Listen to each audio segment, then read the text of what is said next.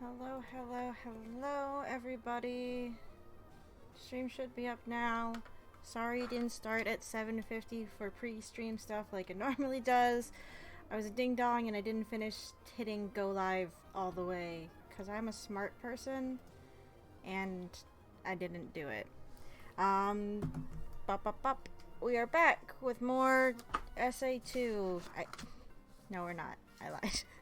We're back with more Pokemon Emerald. Why did I say SA2? I don't know. I'm kind of out of it today. I apologize. I like your streams offline, Carter. Hope you had a good day. Yes. Thank you. I did that yesterday. After I finished up my work, I figured I'd update it. I don't know. There's changes I want to make, like little changes I want to make to the stream, and that was one of them. Very minor, but you know, whatever.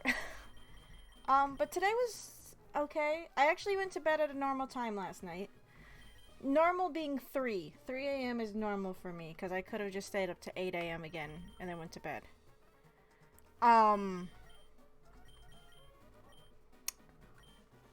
I got up at like 10, 11-ish, and I'm like, okay, gonna get work done today, gonna get, you know, shit started on like I wanna. Made breakfast, fell back asleep. I'm like, fuck, what happened? And I didn't get as much as I wanted to done today, so I'm a little bummed with myself. And I still haven't got much done since I woke up from my nap. Made dinner, that was about it. I got some work started, just not as much as I had liked to have gotten started by this point, or done. So yeah, just a little disappoint in myself. But yeah, we're just gonna be grinding today, unfortunately. Kind of a boring stream day, I'm afraid. But I'm feeling, I don't want to say this because if I do, it'll like jinx it or something. I'm feeling a little bit more optimistic about the Nuzlocke. Not really, but kind of. I want to stay positive about it because I understand it's like I come in here and I'm upset and angry, or just anxious at least, about how it goes, and I get upset and annoyed, and I dread it sometimes, right? And I don't really want to be that way, but it's just with how things have been going, I can't help but, I guess, feel that way a lot of the time. But it's like, we're getting kind of close to the end here, I think. And it's like, we could do this. We could finish this, complete this. We just have to be extremely careful about it. Extremely careful about it. And that's what I'm worried about. Is us not taking the right precautions and dying and having to start over. And I know I've said there's been like a few suggestions on what to do if we wipe with the current setup. Either we start over with Mudkip, because we've done Torchic, that's the one we wiped on Roxanne with. And we've done, well, this was a Trico starter run. And I said, like, okay, if we fail with Trico, I'll give it one more attempt with Mudkip. But that is so much more, like, that's so much ground to have to recover that I don't know if I could do that. Like, in all honesty, I don't think I could do it, because it's just been kind of a toll on me mentally, and I don't think I can handle that. And someone had said before, I think it was Danny, once upon a time, they're like, or someone mentioned this idea, that if I do wipe, that I just make a, I guess, compromise, that I don't have to start over. I can just finish the game with whatever Pokemon I just happen to have. I'm not allowed to catch anymore, what have you. But I almost feel that's not fair.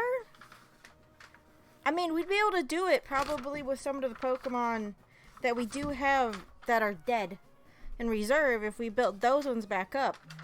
But it's like, we're not we're not making catches really right now anyway, because there's not a lot I can really catch for it to matter. A lot of the catches I have are, well, they're water catches or repeats, and we don't do duplicates for reasons mentioned last week. So it's like, I mean, that's probably the only way I'm gonna finish it. And then at that point, it won't be a true Nuzlocke. Not like this really is, because again, we've eased the rules a lot over the course of the run. But that's just to make it a bit more bearable. For me, basically. So I guess if I do have to cheese it at the end, then whatever. But it's like, I don't want to do that.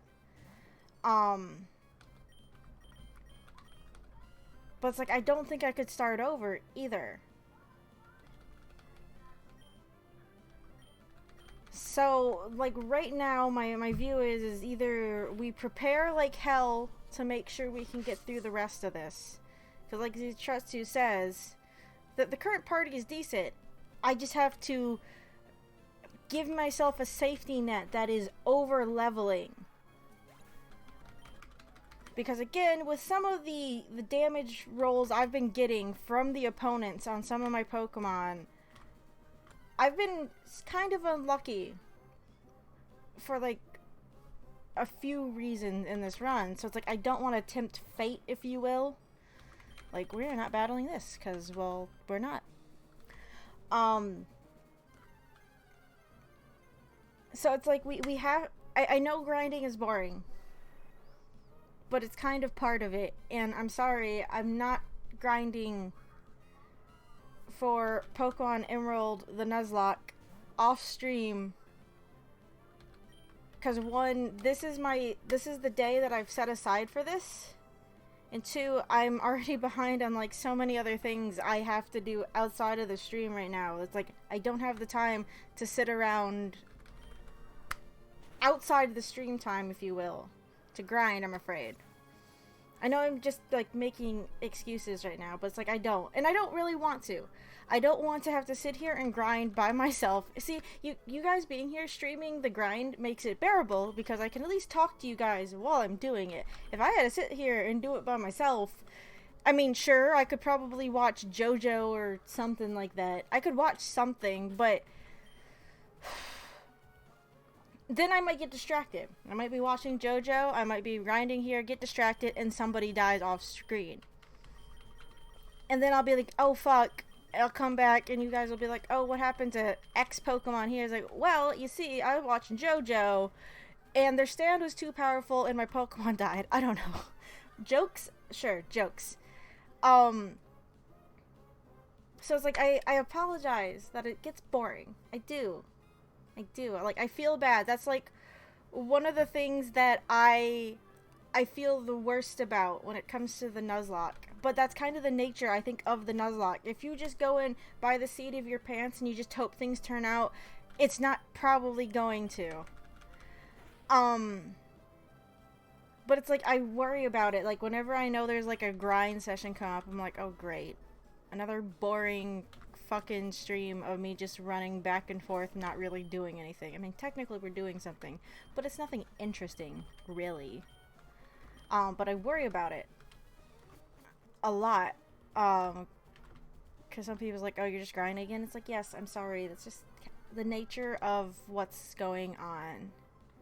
And that's why I feel bad I don't do, like, more edited down videos. But again, it's finding the time to do that.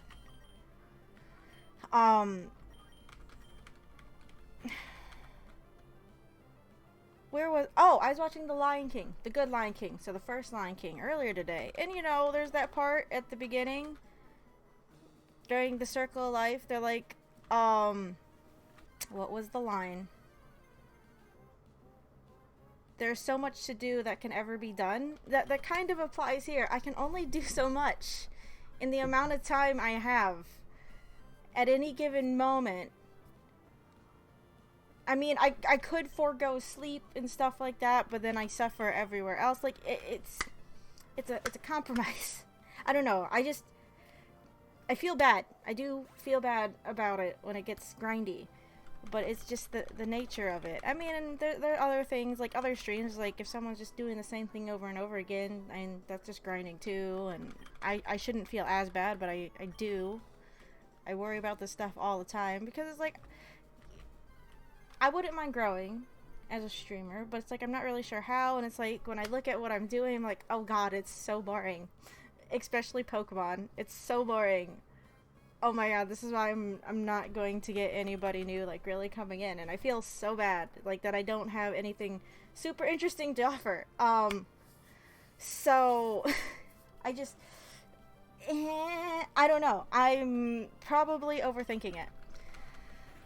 Grinding is never fun in Pokemon, especially if you've beaten the game a couple of times, so I can't blame you doing it on stream. Most Pokemon streams are grind fests. Yours isn't very different in that regard, so I wouldn't feel bad. Well, that makes me feel a little better. I just... If I was playing through, like... I mean, we didn't grind that much in Shield. You didn't really have to in Shield. They gave you an experience share for the whole team, so you don't have to worry too much.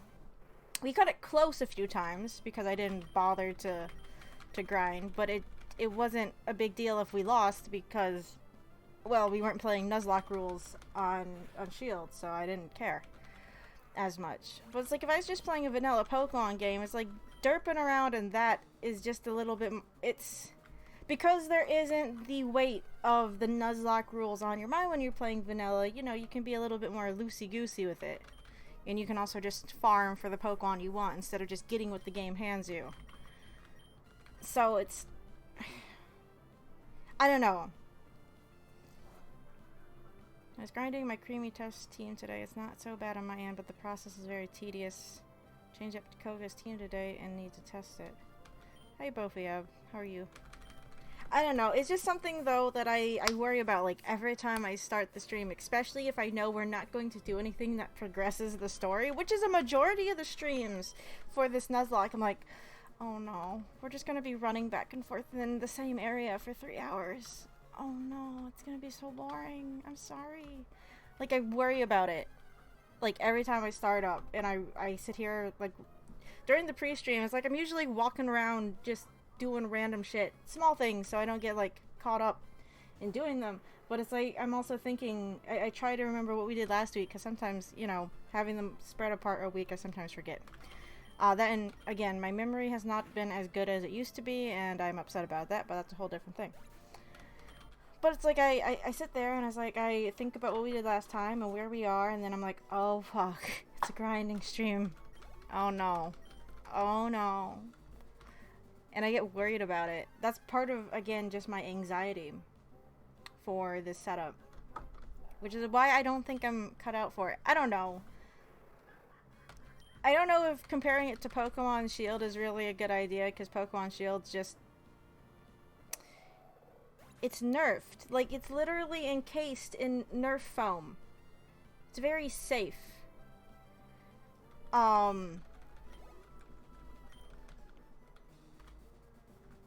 So comparing that to this is probably apples to oranges, really. But it's like, I don't know. I don't feel like... Granted, when I played Sword, I still grinded a lot, but that was just to make things more interesting because things were just going so fast in Sword. That's why I was raising 30 Pokemon at the same time and getting them all up to the same fucking level, so I had something to do. Sword and Shield is easier. There's the XP share you mentioned, and XP values are also different. Yeah, that's true. Both, yeah. I also just hold down the fast forward button so it goes by a lot faster. I'm afraid to... Because we are using an emulator. I'm, like, afraid to, you know, mess with any of the other settings. That's why I was so against, like, doing a patch file. But it's like, I don't want to mess with the settings. Because, one, it's like, I don't want to technically really give myself, like, a unfair advantage. That just feels, well, unfair. And it's like, if I fast forward through it, like, if I go too fast, I am afraid I'm just going to make a mistake. We are playing more or less in turtle mode here, I guess. And I feel bad that we're playing turtle mode. Which emulator? VBA? VBA RR is the version I'm using because that's the version that was compatible with the system I use for the team display. This thing. Which from what I understand is like a slightly older version. It's not as updated, I guess, as VBA, just regular VBA. I don't know too much about emulators, so I apologize if I sound like a ding-dong trying to explain this. But it's used mainly for things that utilize scripts and whatnot. So let's say you were doing a tool-assisted speedrun for a game. They would use that because it's just, I guess, easier to use with scripts, from what I can tell. I was just following the instructions when I was setting up the team display, and I didn't question it too much. There's another emulator I could have used, but I just... Actually, no, I think those are for, like, later generation games for the system that I used for this. I don't know. Doing well, nothing of real note besides the work I've done on Creamy today. Making a solid monotype team is hard, so I ended up phoning in for a friend from a later generation to make Koga's team better. I understand why, like, the games do like monotype teams, but I also hate it because, like, no one who really plays monotype team, like, for realsies. It's just a bad idea.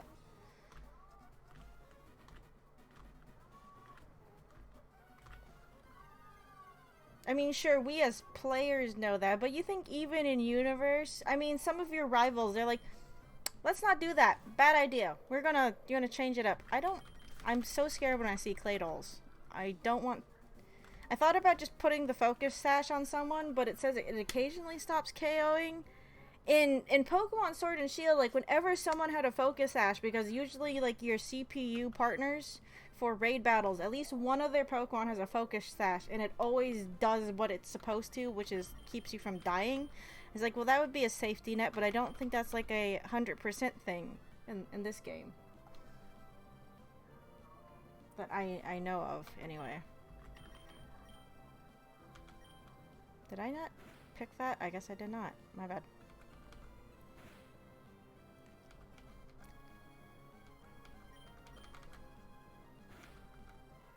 Oh, right. Hold on a second.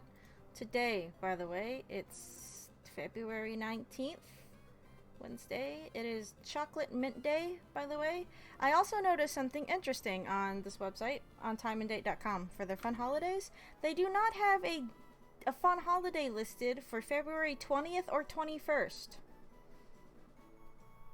Like, there is nothing for apparently the next 2 days, according to it. I'm sure if I went somewhere else, I could find a silly holiday. I'm sure if I went to go get that calendar that my mom gave me, it would have something. My mom actually has one for 2020, but she's not home to go check it. 20th is Animal Crossing Direct Day. Oh, is it? I never watch the Directs live. I just wait and see what the news is after the fact. But that's usually because I forget. Even if someone's been posting about it, like, on Tumblr or whatever, like, every day up until the point, I still forget. Or I'm asleep. One of the two. Both? Both. Let's say both. Why not both? There's a 25-minute direct at, like, 9 a.m. Well, see, that's the thing. It's like, I'm normally not up at 9 a.m. If I am probably not functioning too well at 9 a.m.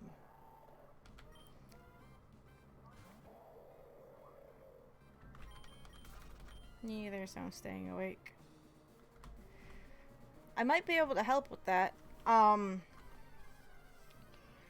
thinking of tonight, we're probably just going to do the usual 3-hour block, because I don't want to grind longer than that, to be honest. Sorry. I don't know how far we're going to get if I'm limiting it. But I'm probably going to do another commission art stream shortly after, because I need to spend a little time on commissions, because I do.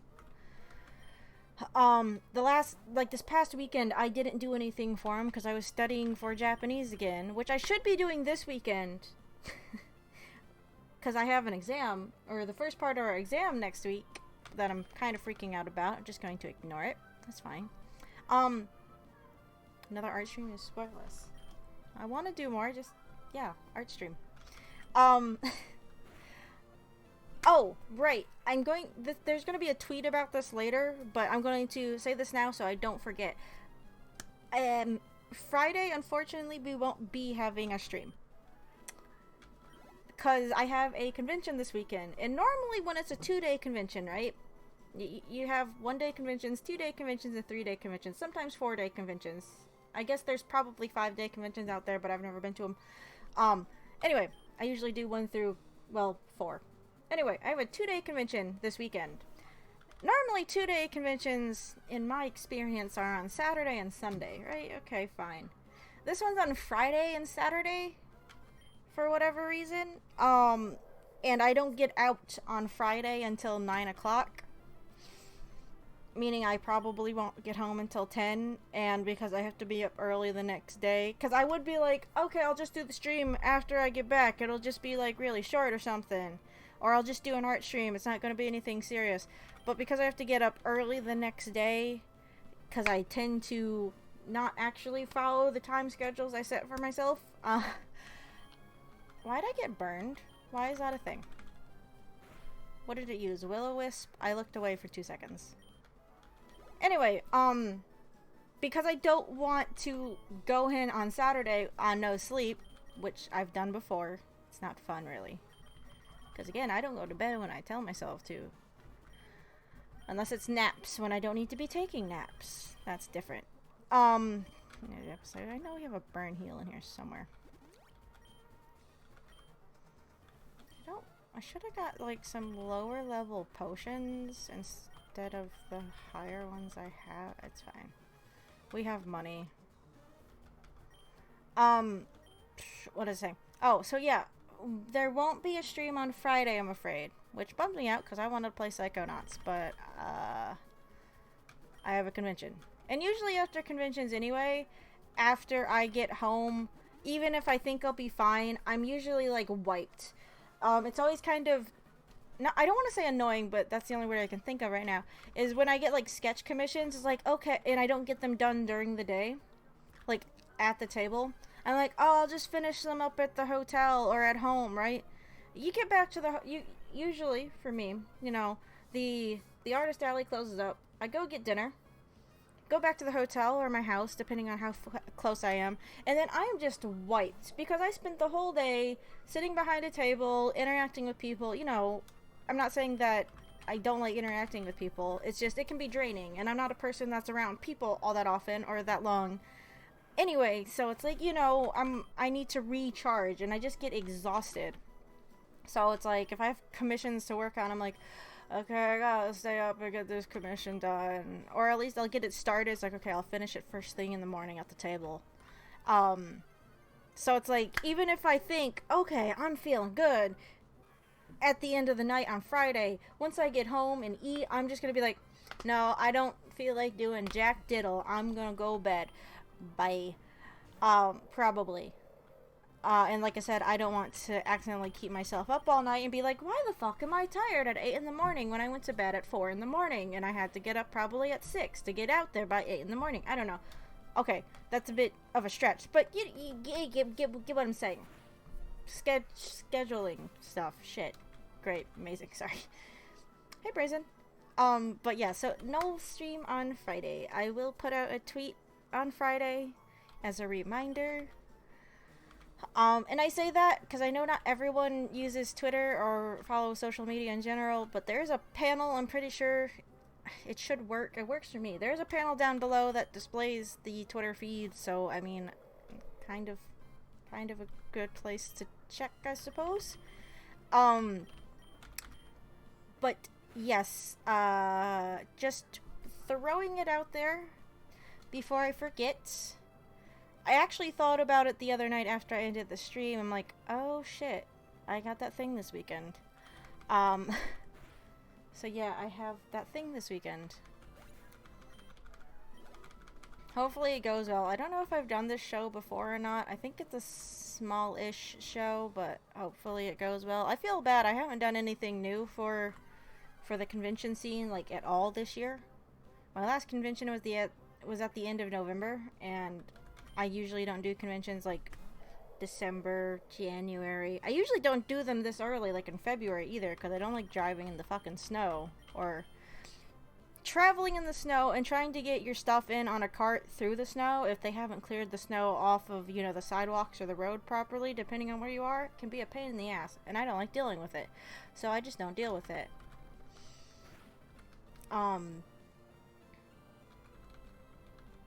But yeah, I haven't done anything new yet this year. I'm still trying to get on top of everything else, and then I start other things and I forget to do what I'm supposed to be doing. It's terrible. I know, I get it. It's my fault. I spread myself too thin, and I run out of time on things, or I have to forego sleep to catch up on things. It's bad. I know what the problem is. It's me, and I don't fix it. I should, probably on Saturday, well, okay. On Saturday, by the way, it's tasking day, which maybe I should partake in as a multitasker, but I'm going to be at a convention, so I don't know how that's going to work. Saturday is also Be Humble Day, and World Sword Swallowers Day is on Saturday. So if you swallow swords, you have a holiday. Congratulations. The panels work? Okay, good. I assume because they work on my end, they work on other people's ends, but sometimes I know it doesn't. And formatting the links, I was always afraid I was gonna break them. I don't know. I'm so bummed out about the last con I missed.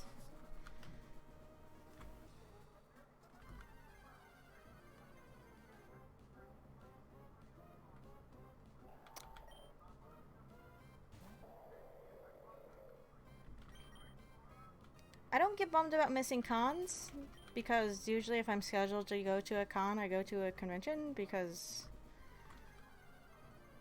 you know, financial reasons. I get bummed when I miss the application dates for them. There was one convention, though, that I had one weekend and I completely forgot about it until that weekend, so I just didn't end up going to it. But I don't think I had actually paid for the table because it was one of those conventions. And it was a small convention, and I think I remember seeing at one point that they had like a Kickstarter to raise money to even do the convention, and they kept sending it, I'm pretty sure, to the artists, like, hey, don't forget to tell people to support our Kickstarter for the convention that you said you wanted to come to sell at, because if we don't, you know, raise enough money at the Kickstarter, then the convention's not going to happen. That there is a big red flag. Don't do it, probably. Like, I don't know. It was probably good I didn't go. It was like 3 hours away. It was down towards Cincinnati or something like that. I was like, I don't feel like driving all the way down to Cincinnati for a convention that keeps advertising a Kickstarter to support itself. Cause that just seems like a bad idea. It just makes me think of DashCon. I didn't go to DashCon. I remember seeing DashCon happen. I remember seeing the posts on Tumblr about it. It was kind of funny from an outsider's point of view, but it's like that's what it makes me think of a little bit.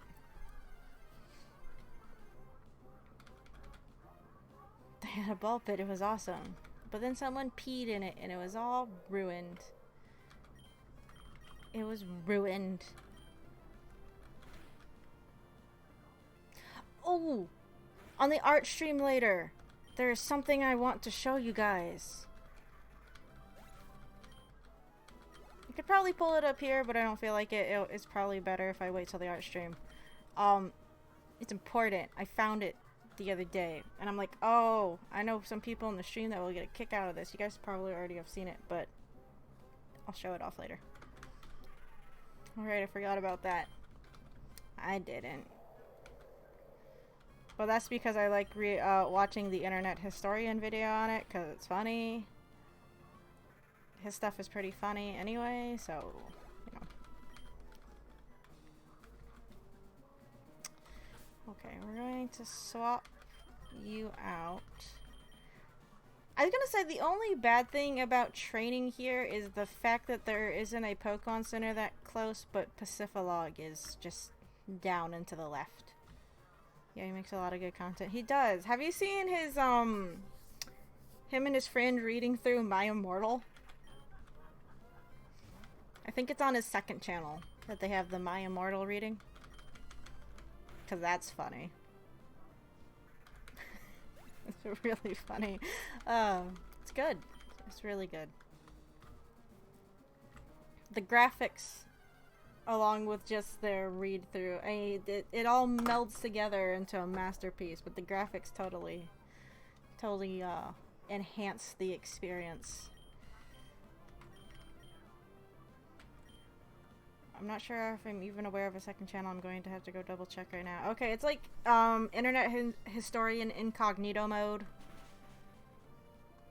I think the avatar is of his general, the old man stock photo, but in like a trench coat and fedora or whatever. You know, private eye get up. Found it, you're right. He also has, like, a reading for the first chapter of a Sonic high school fanfiction. It's like, yeah, that one's funny, but I don't find that fanfiction as funny as My Immortal. It's, like, kind of on the same level, but I don't know. My Immortal's funnier. I thought I turned it down, but you guys can probably hear Rich Evans' shrill shrieking. Yeah, hold on. 1 second.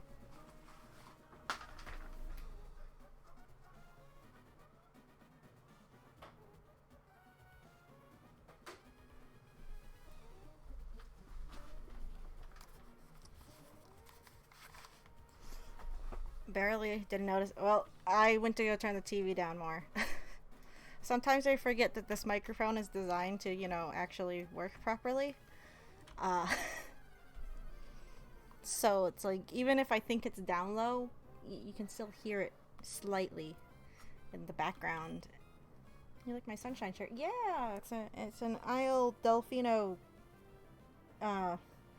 shirt. I think I got it during one of the SGDQs. Or the GDQ Yeti sales. I can't go on the Yeti, like, on a daily basis, because if not, I would just be poor, because I bought too many goddamn t-shirts. When GDQs roll around, it gets really bad, because I just keep buying more t-shirts.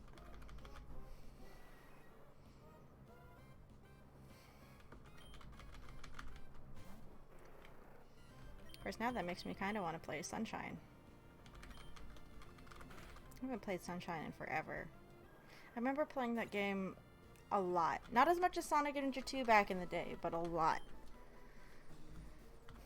It was pretty much a toss-up between Sunshine, Sonic, and Animal Crossing back in the day. When I was on the GameCube. When I was playing on my GameCube all the time. Sometimes SA1, but not as often.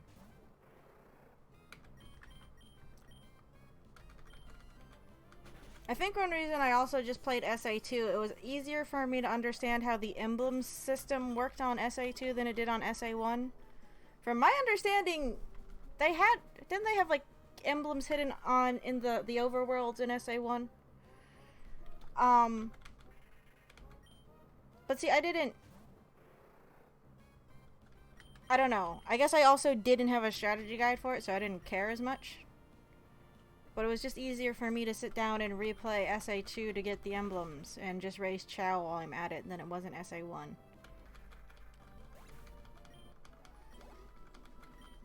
One of my favorite things to do in SA1 actually was just to glitch through the map, because that was when I first kind of learned about, you know, clipping through walls and shit like that. It was never anything that was useful. And any of the ones that were useful on the Dreamcast version were not useful anymore on the GameCube version, because they usually fix them. But I like to, you know, find corners that you would just jump into 80 bazillion times. You know, like in the Chow Garden, when you just float around out in the void. That's what I would spend a lot of my time doing in SA1, usually, instead of doing anything of note in SA1.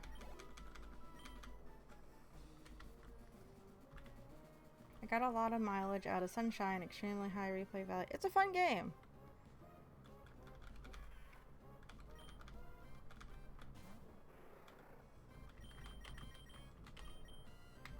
Now, like I said, I want to go back and play. I can't say I knew of any in SA1, just the Chow Garden one in SA2. There was the one that I remember, like, the one that I remember doing a lot that I know that works. You can actually get into the beach level. Well, I guess it's not early, because it's just automatically unlocked for Sonic, I'm pretty sure. But you can, like, access the loading screen in the pool room. If you go to the right of the entrance to the beach, there's that corner of the wall there, and if you, like, jump into it, you can just kind of, like, maneuver yourself around into the loading zone if you really want to. I think there's supposed to be a way you could get in there early with Tails or something like that, and I was a bored kid that liked to try and see if I could get it to work. I wasn't very good at it.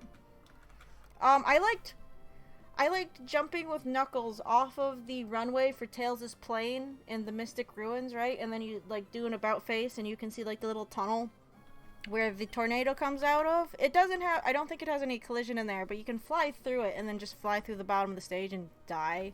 Most of them just resulted in you dying, that I knew of. They were not, again, they weren't practical. It was just like, oh look, I can break the game. Yay me! I feel so special. I don't know. Yeah, I remember the GC version clipping in it so Knuckles would dive out of the mountain wall into the first garden in SA1. Yeah! I like standing on the invisible platform that was on the very, like, top of, I think the regular Chow Garden. One of the Chow Gardens had, like, invisible platforms you could stand on, and they were easier to get to with Tails. So if I was sitting there waiting for my Chow to get ready to reincarnate, like, I was one of those kids that would leave their GameCube on overnight, you know? For Chow Garden thing, I would just, you know, turn off the TV. But I just perched Tails all the way at the top of the Chow Garden, turn off my GameCube, and go to bed. And then the morning before I left for school, I was like, oh, I better check my Chow Garden. Ah, shit, it hasn't reincarnated yet. Okay, I'll just turn it off while I'm at school and check it. I don't think I ever left it on when I wasn't at home. Of course, I think leaving it on while I was at school and leaving it on while I'm sleeping is similar. It's not like I remember waking up in the middle of the night to go check my Chow Garden.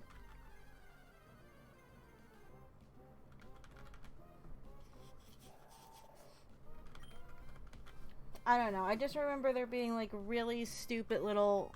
Like I said, they weren't useful clips in SA1. They were just ones that I liked because...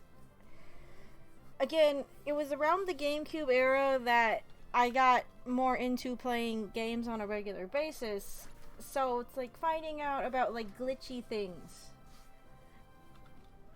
Even minor ones was just really interesting to me, even if they were pointless and useless. So I spent time doing them. I didn't find any of them naturally. I think it was on, let's see if I can go find it. I think it was on GameFAQs. Of course, that's, the bag. Oh, well, no, I guess it's still structured the same. That's actually how I learned about the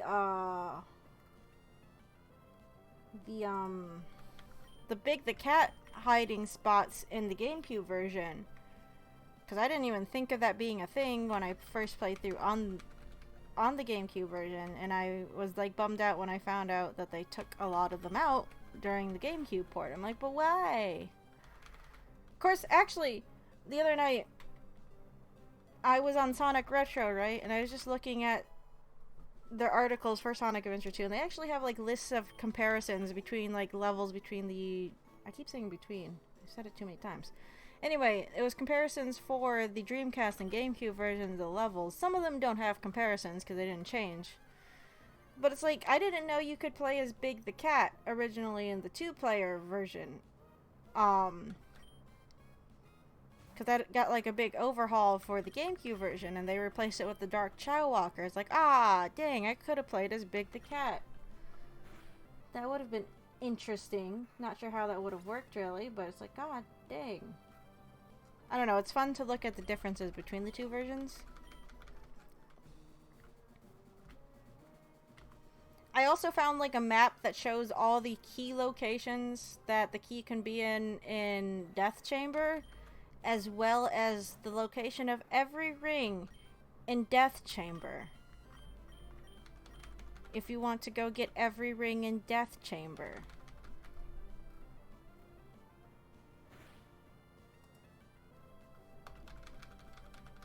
Not all the levels had like every ring level in the level maps, but some of them did. I'm like, why do you have this? I mean, I guess it's kind of useful to some people. I don't even want to play Death Chamber in general. Well, here's the thing I was thinking, because I didn't go look this up, but like I said, I'm pretty sure there's like a thing in SA2 where if you get every ring, you get an automatic A rank. I was like, oh, I could do it in Death Chamber. They gave me a handy little map to go find every ring in Death Chamber. We could go do that next week, because I hate myself, I guess. I don't know. It might be interesting. It's just a matter of me keeping a hold of all the rings. Because Death Chamber, I don't mind. It's not, what, Egg Chamber? What's the one with Rouge? The one with the stupid robot? Because I swear, I got all the rings one time. I think I did it on one of the levels I was having, like, a bitch of a time getting an A rank on. I was like, I'm just going to get all the rings. That'll fix my problem. I can't remember what level it was, though. But yeah, if you go on Game Facts, they have like glitches guides. Tails and Going Down and at Dawn. Tails and Emerald Coast. Okay, no, it was Tails and Emerald Coast that I was talking about earlier. Knuckles in the Sewer. Tails in the Sewer. Tails in Unplayable Twinkle Park. I think I actually managed this one. It's where you take Tails, you go to that slidey door that's in Twinkle Park, and you have to like wedge him in between it. It pushes him up into the ceiling, and then you can like maneuver your way into Twinkle Park. But I don't think there's collision in Twinkle Park, or the game just crashes. One of the two. It says that you can play him as him in Twinkle Park if you have Action Replay, but I didn't have Action Replay, and I still don't, so I didn't care. I just wanted to see if I could glitch in there and get it to work. And I remember getting that one to work. It's a pain in the ass. Let's see, Knuckles, you can get him into Emerald Coast and in a playable Twinkle Park. So it's just, you know, trying to glitch characters that don't belong in certain levels into those levels is what I did in SA1. It's like, I beat the game, I'm just gonna dick around in here. Then they have, like, Knuckles and Amy's Mirror Room. Almost! I don't know, if we ever get around to playing SA1, maybe we can dick around with stupid glitches that are pointless. Oh, they have updated glitches. I don't know, they were little things that, when I was, you know, 12, 13, 14, I thought were really fucking cool. I spent too much time on them.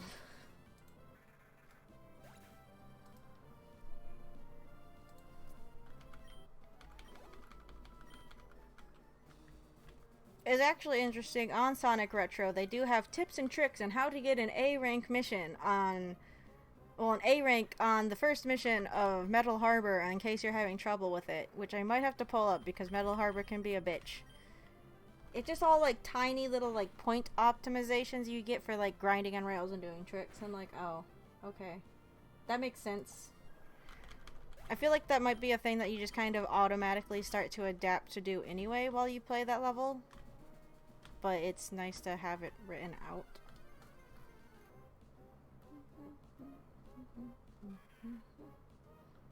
Also, mind you, these glitch guides that I'm looking at, I found for SA2, right? It was last updated July 29th, 2002, so they are very old.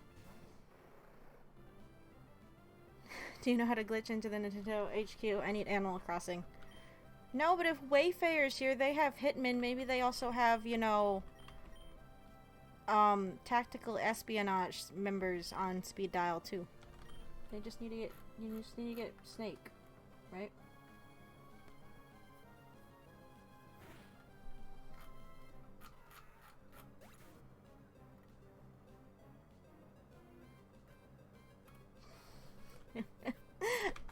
This SA2 glitch guide is cringy. The introduction just opens with the lyrics for Live and Learn.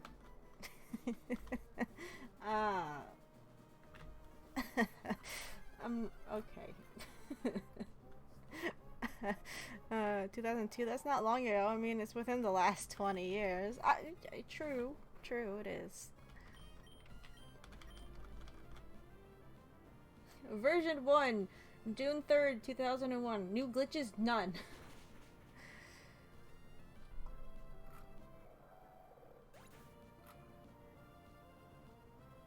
The thing is, even though this was on the Sonic Adventure 2 thing, do any of these still work for the GameCube version? While he's there, remember Ruin Factory 5. Mega Man Legends 3. Can I get a Mother 3 while you're in there too, please? Thanks. Okay, bye. Actually, no, you can just go on the internet, I'm pretty sure, for that one. I remember when I was at a convention, I saw, it was probably like a hacked cartridge or something like that, that had Mother 3 on it. I'm like, I didn't buy it, because I knew better. But I was like, I want it.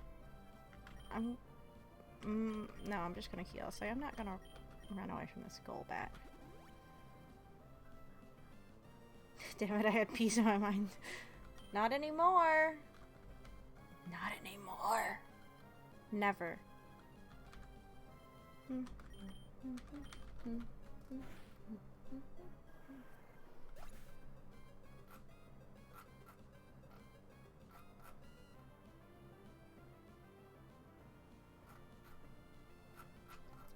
This guide also just has the listing for like all of the characters'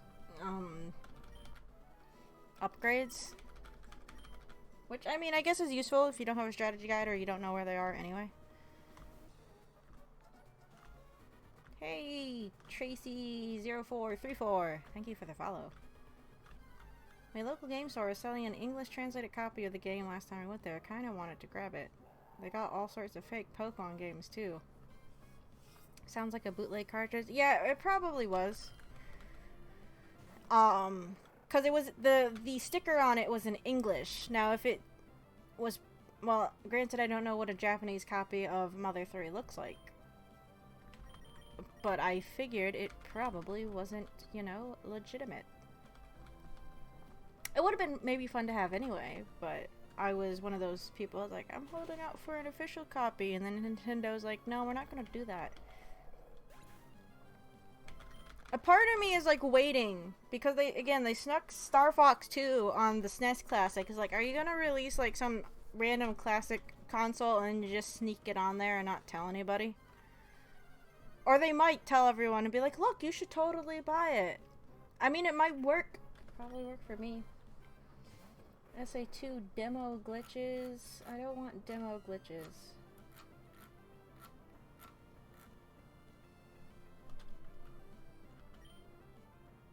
Wait, the Final Hazard was on the fucking demo for SA2? Why? Uh-oh. Why would you put that on the demo? Oh, well... No. Was there like a GameCube demo for SA2? Because, I mean, if it was a GameCube demo, that would make sense. If you already played the game, you would know about the Final Hazard. But if it was for the Dreamcast, why would you do that?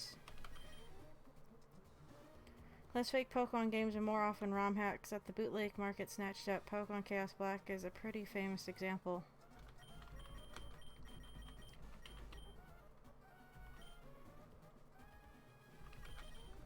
So, yeah, we're going to go heal here in a bit. They should remake the trilogy for the Switch. The trilogy for what?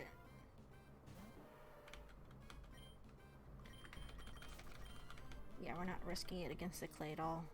Ah, actually, Machamp here is at a disadvantage towards, like, everything. This Golbat is dangerous. Uh-oh. Okay, we're not going to do that then. We're just gonna go... We're gonna go heal and we'll come back. We might have to experience share Machamp up. Because I'm not risking it in Sky Pillar with him. God, I wish there was a better place for us to grind. I really do. I don't like the thought of grinding here in Sky Pillar, because that clay doll just scares me.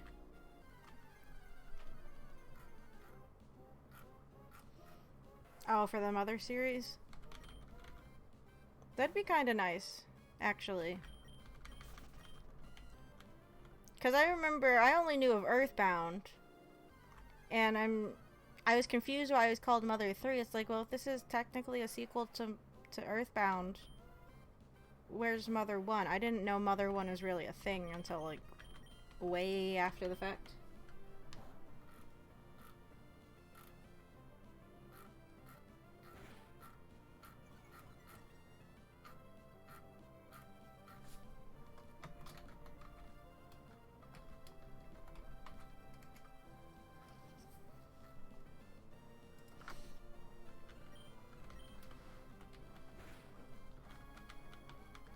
I mean, they did a remake for Link's Awakening, and who was actually clamoring for a remake of Link's Awakening? I haven't played it. I've seen the graphics and, like, videos for it, and it's like, it looks cute. I have the amiibo, because that also is cute.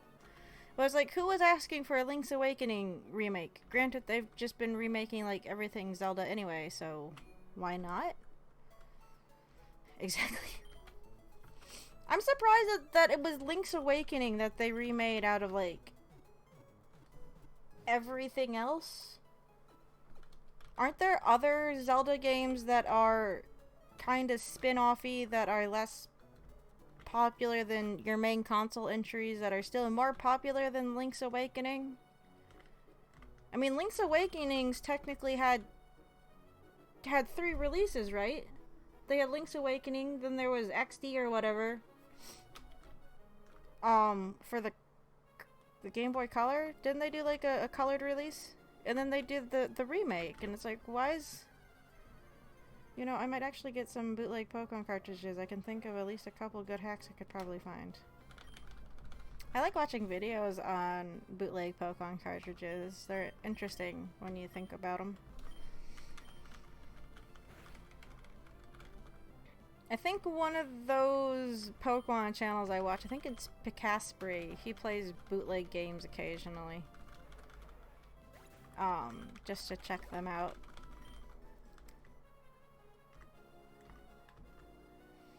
We're getting a Mystery Dungeon remake too. Mystery Dungeon I feel like I'm not too surprised about because I know I've had a few people talk about it positively. But I don't know, Link's Awakening just kind of felt like way out of left field. Just a little bit. I remember my friend actually got it. He's like, did you get it? I was like, no, I'm waiting for it. And he finished it. Well, okay, first off, he got... God damn it. He got spoiled by Breath of the Wild. He's like, it doesn't function like Breath of the Wild at all. It's like, because it's not Breath of the Wild, god damn it. It's Link's Awakening. You can't expect that out of Link's Awakening. He's like, I don't like that it's gone back to the old format of the dungeons. It's like, it didn't go back to it. It's just remaking a thing that they've already done. Like, I don't know if he was aware that it was just a remake of a Game Boy game. And he's like, it's not that long and it's not that difficult of a game. It's like, it was for a handheld from forever ago. It's just a remake with a whole new coat of paint. Can you stop judging it against Breath of the Wild? That's not even fair.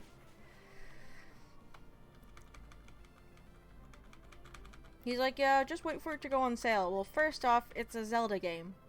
Second off, it's on the Switch. Unless I just get it used, even if I get it used, it probably won't be that much cheaper than what it was day one. I mean, I'll get it eventually, just not anytime soon. It was a bit out of left field, but hey, at least Nintendo is getting on board with remakes now. That gives us hope for a lot of good stuff. That's true. That is very true.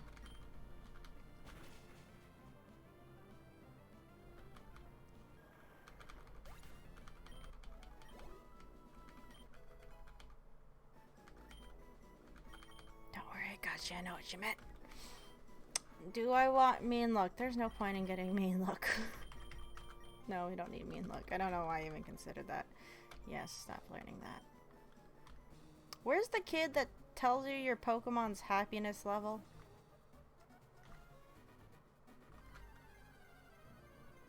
Was it a kid in this game? Where's the person that tells you your Pokemon's happiness level? I still need to tear apart my closet to see if my Red Rescue Team cart is still around. I hope it is. That's the one thing that bummed me out. A lot of my GameCube games, actually, the cases I have over there, some of them are empty. And I know I had the discs for them. But I had this little GameCube, like, CD case, right? Tiny little CD case that fit GameCube games. It was adorable, and I loved it, and I put a lot of my games in it. Eventually, I took them out of there, and I'm glad I did, because some of them went missing. That's why I had to buy a whole... Actually, okay, the CD case, I didn't buy it. A friend that I knew from riding, you know, the bus in the morning. Her name was Jennifer, I think it was. Yeah. She just randomly gave me this GameCube case of games one day. And that's actually how I got my first copy of Phantasy Star Online 1 and 2, because it just happened to be in there. She's like, here, you can have this. I'm like, are you sure? She's like, yeah, it's fine. Like, she just gave it to me. I didn't ask. I didn't even know she had it. Just one morning, she just gave it to me. I'm like, okay. Video games. I like video games. Video games are cool. Well, I've lost it since then. Maybe she's still... I don't know. This particular person, she was very... I mean, maybe I shouldn't judge, but she was very soft-spoken, and she kept to herself. Like, she did not come off as the type of person that would have jacked it from someone. But anyway, I've lost it since then. I want to say maybe I let someone else borrow it, but a few of my cases don't have their games in them, because I'm pretty sure those games were in that little CD case. And I was really hoping that after I moved out, well, during, you know, just the process of packing, I would find it, and I haven't. So I think it's just lost somewhere. It's either that or maybe it is buried in my closet, but I feel like I wouldn't have shoved it in one of the boxes that got put in my closet. That was one of those things I would have kept, like, a better eye on. Another thing that I've lost that I'm actually mad about, I had a similar thing happen with at least 3 of my DS games. Because they were, you remember, you get these in Switch cases too. They come with those, like, little plastic, like, you know, card holders that I hate putting games in because, like, if I lose one, then, well, there goes my whole fucking collection of games. Fuck that noise. Like, people ask me, it's like, why do you carry around the full game cases for your Switch games? Like, because if I put them in a tiny case that's in my carrying case for my Switch and I lose them, well, they're all gone, and I'm not doing that again. Because I had those little, like, stick cases that you get for, you know, DS games.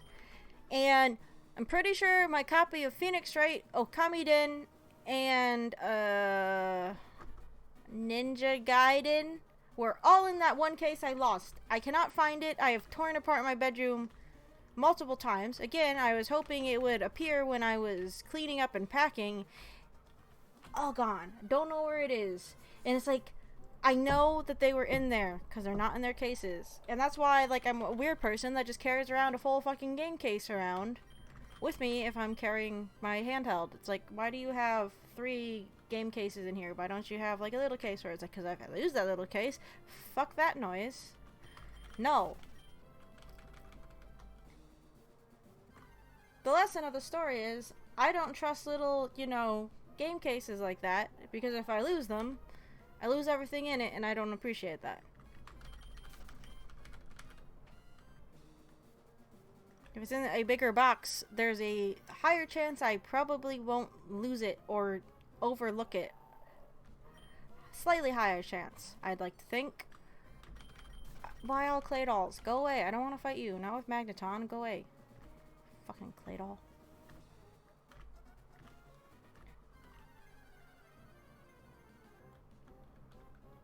I feel bad. It's like I've never finished actually any of the Okami games. The first time I played Okami, I was borrowing my friend's PS2 copy. I want to say fairly far, but I don't think it was even that far in it. I don't fully remember where it was that I stopped. I think it was after you get all the guardian doggos together and go to that temple and do that stuff, if you're familiar with it. I'm not very actually that familiar with Okami, so that's a piss poor fucking description. But then she wanted it back because we were talking about it. She's like, oh, I really want to play it now. So she took back her copy. He's like, okay, that's fine. Because this was like right around a little while after the Wii version came out. It's like, oh, okay, I'll just play it on the Wii version. The Wii version is the worst version. And I didn't get that far in it. But it's the worst version because, of course, it insists on using motion controls. And Well, the novelty of drawing the stuff on Okami, you know, with the Wiimote is cool. Having to swing the Wiimote to battle enemies is the worst thing. Because if you don't do it in a certain rhythm, or your controller just happens to lose the input, you're left open to get attacked for a few seconds until it resets for you to try again. And I remember I stopped playing that. I think actually I attempted to record that for a Let's Play, and I just got too tired of doing it. Because when you have to swing your arm for, you know, every fucking enemy battle, you get tired after a while and you don't want to play it anymore. It's like, sure, they did that with, Skyward Sword. Didn't the Wii version of Twilight Princess also insist on using the motion control bullshit?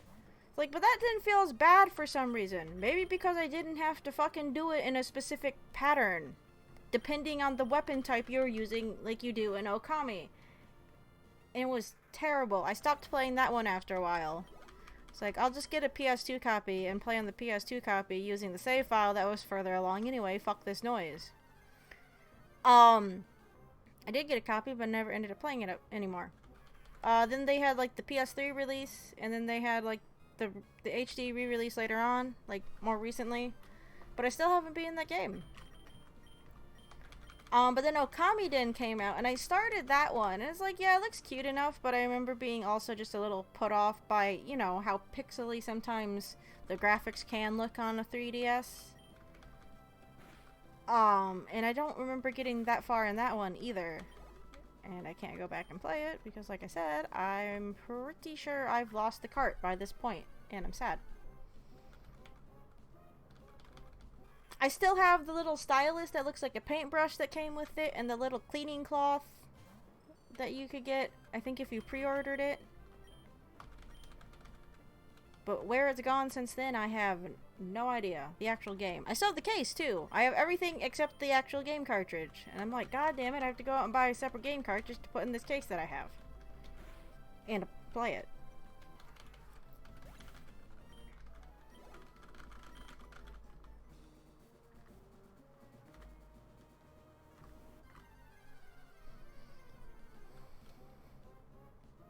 That's why I'm hoping if they remake Skyward Sword, they'll figure out something with the controls, although I'm doubtful as it sounds tough to do. Well, unfortunately, the controls are a little bit... Because that game was specifically designed for the Wii to include the motion controls. I mean, you could still keep them with the Switch, considering the Joy-Cons still function that way, but that means you can only play it with the Joy-Cons disconnected. Probably. Because the enemies have their specific attack patterns that you need that motion control action technically for. And it's like, if you switch it to where you're in handheld mode and it just automatically does the attack you want, then you remove any, like, I guess, strategy or difficulty that the motion control system was supposed to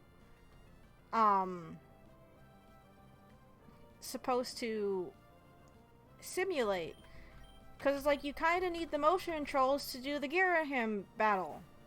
That was the point of having him do that, was to make it a bit difficult, so it's not just a button press. So it's like, even if they did remake it for the Switch, which could handle it, you'd only be able to play it in the one mode, and I think people would not like that. So it's like, unfortunately, the Wii was the best place for it, because again, it was structured for the Wii's play style, or the play style they really wanted you to get into.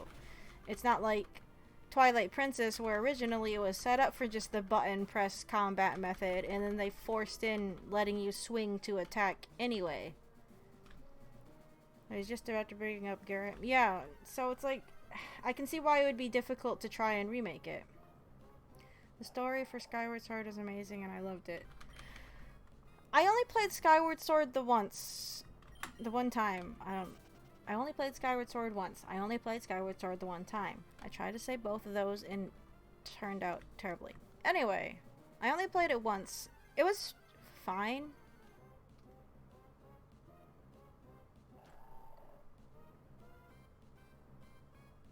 eh. I don't know. It was fine. I can't help, again, I can't help but just compare it. Like I said, Twilight Princess, Skyward Sword, and Wind Waker all kind of have like the same story progression. More or less. I can't say I was blown away by Skyward Sword, but I think part of that was because I was frustrated with the controls. Because going back to Girahim, I hated those fights. I thought I was doing them right, but the controller, I guess, I don't know if I had the Wii Motion Plus. No, because the gold controller for Skyward Sword, didn't they have the upgraded Motion Plus in it? So it shouldn't have been a problem. But I remember the Girahim fights. They took me so fucking long to do. And they, like, left a bitter taste in my mouth because it's like, I understood what they wanted me to do. But every time I tried to do it, it would not do it. And I would get so upset. I remember also, Fee, that's when I discovered how useless she fucking was as a hint giver. Because unless you die in the boss battle, she just says, oh, I don't have enough data to tell you how to beat them. It's like, the fuck are you good for? It's like, okay, I know what I need to do, can't get it to work, wanted to see if you'll just, I don't know, approve of the idea I'm having for how to beat him or not. You just tell me you don't know jack shit. It's like, I'm not gonna die to him, I can avoid him for fucking ever. It's just the fucking controls aren't working. Is it my fault? Is it the game's fault? Am I doing it wrong? Is this not what I'm supposed to be doing? And I just remember, like, especially the first one, the later times I fought Girahim, I just remember, like, flailing around. It's like, I don't actually know how to do this, because whenever I try to do it the way I think I'm supposed to do it, the game's like, no. He blocked your attack again. Good job. I'm like, I just want to do the thing. I just want to do the thing. And I remember just being frustrated about that a lot. A lot. That and some of the imprisoned battles were stupid because he just goes really fast. And I didn't enjoy them. So it's like when you have these boss battles that unfortunately break up the story like almost kind of evenly, because like from what I remember, it's like you do a temple, you go back, talk to Impa, oh no, you gotta do the it's like, oh, I don't wanna, I hate the imprisoned, he sucks. Hate it. Especially the last one. I remember thinking, oh, I failed this, I gotta do it all over, and I was so mad, and then the cutscene that ended it just happened to play. I was like, oh good, I don't have to do it again, I'm so happy. I mean, I guess what they're setting up in universe is fine, but it's like, I can't help but think. Again, person gets kidnapped.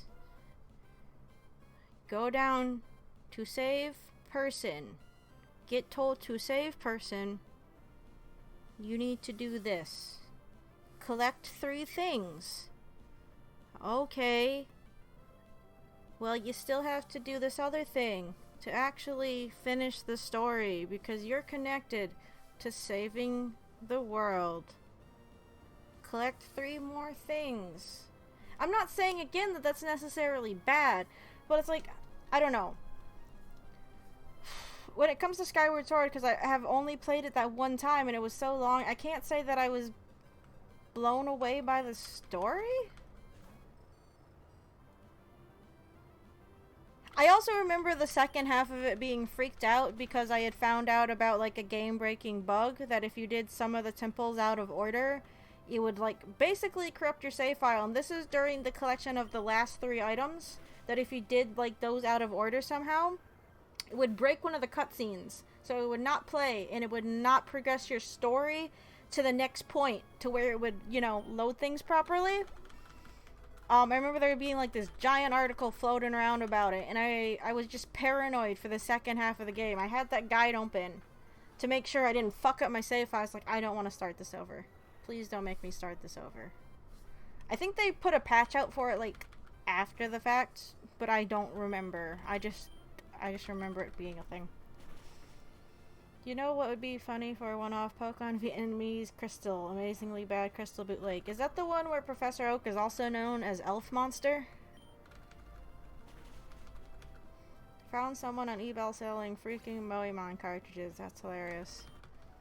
I have to say, even though the concept of Moemon is kind of creepy, can we just kind of, like, admit that the amount of time and effort and kind of artistry put into making all those sprites is somewhat amazing? Just a little? Still creepy. Still don't know why you would do that. But, like, that's some dedication right there.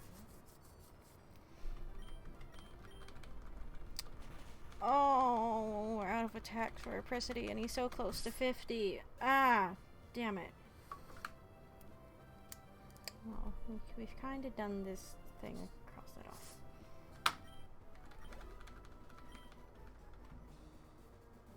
What does the artwork on a cartridge for Moemon look like? Does the artwork on the cartridge at least have, like, that level of detail?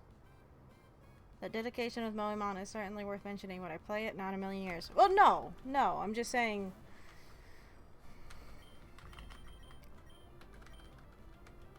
I appreciate the level of dedication or something, but for what it's for, that's where we get into kind of questionable waters.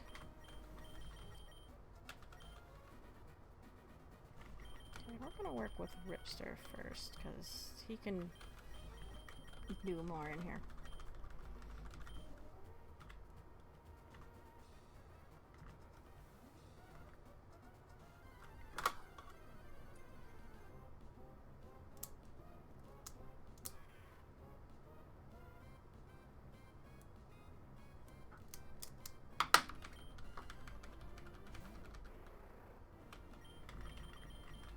Going back to Skyward Sword, I guess it's almost hard for me to necessarily say, of the Zelda games I've played, which isn't that many really at this point. Which ones have I played? Wind Waker, Twilight Princess, Skyward Sword, Breath of the Wild, A Link Between Worlds. Is that it? Is that all I've played?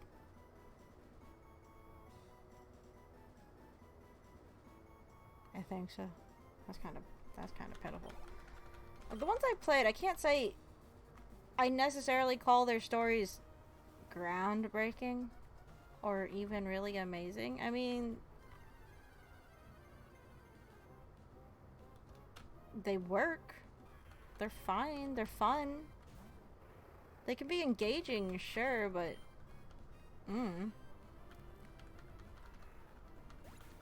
it's more like the concepts that are linked to that particular story, I guess, that makes it a bit better. There are some things I liked in Skyward Sword. I like that point where you're on the boat and it has the time crystal on it. So you're sailing over the desert, but because of the time crystal, it, you know, restores it back to being an ocean. It's like, that was cool.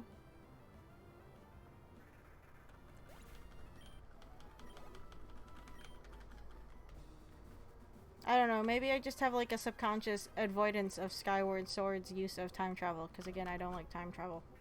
Time travel makes me mad.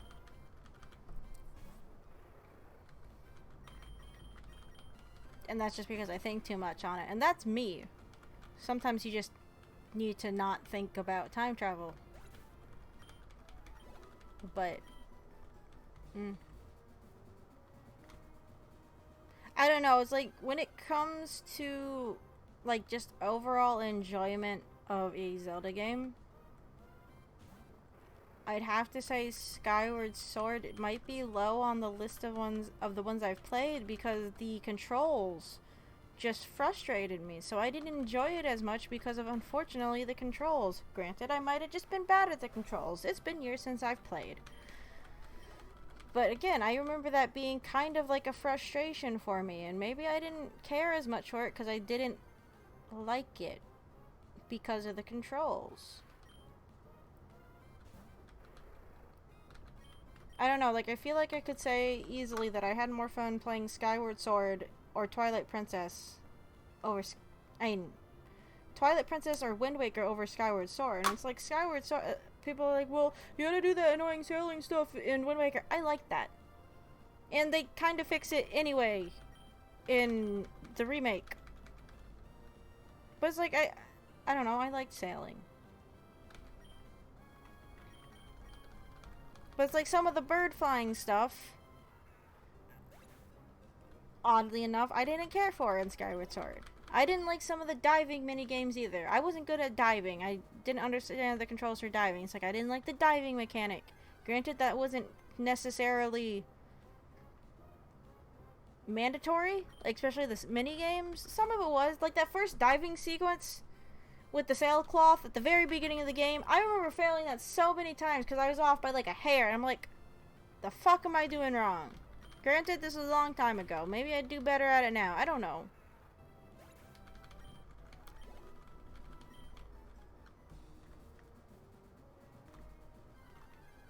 I don't know. It's hard for me.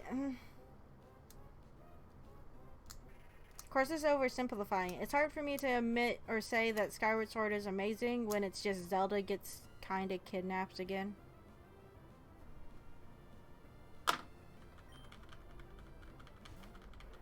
I don't know. Teach their own. I'm just saying, I don't think I would necessarily label it as amazing. It was fine. Maybe I need to go back and replay it. I don't know.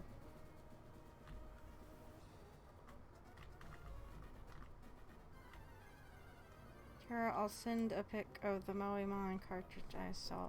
I'm assuming you are sending this on the Discordy. Wow, that's special. Moemon Emerald Edition.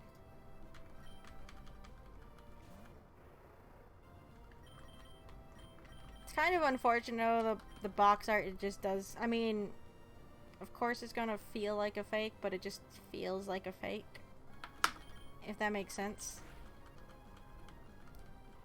I mean, obviously the artwork doesn't look anything like a regular Pokemon box art might, but that's fun. Now the question is, do they actually ship it in the box? Or is the box just like a mock-up that you don't actually get? Because sorry, if you're going to advertise with a picture of a mock-up of a box, I kind of expect the game to come in a box. It's really funny seeing some of the absolute garbage hacks being sold on eBay. I applaud whoever decided they wanted to make a bootleg cart with Pokemon my ass on it. Ah, what a waste of ink and chipboard and plastic and everything. I mean, good for you, I guess. I don't know, maybe I should go back and play Skyward Sword. It's not that I went back and played Twilight Princess though. I have the HD version on the Wii U, but I never actually sat down to play it.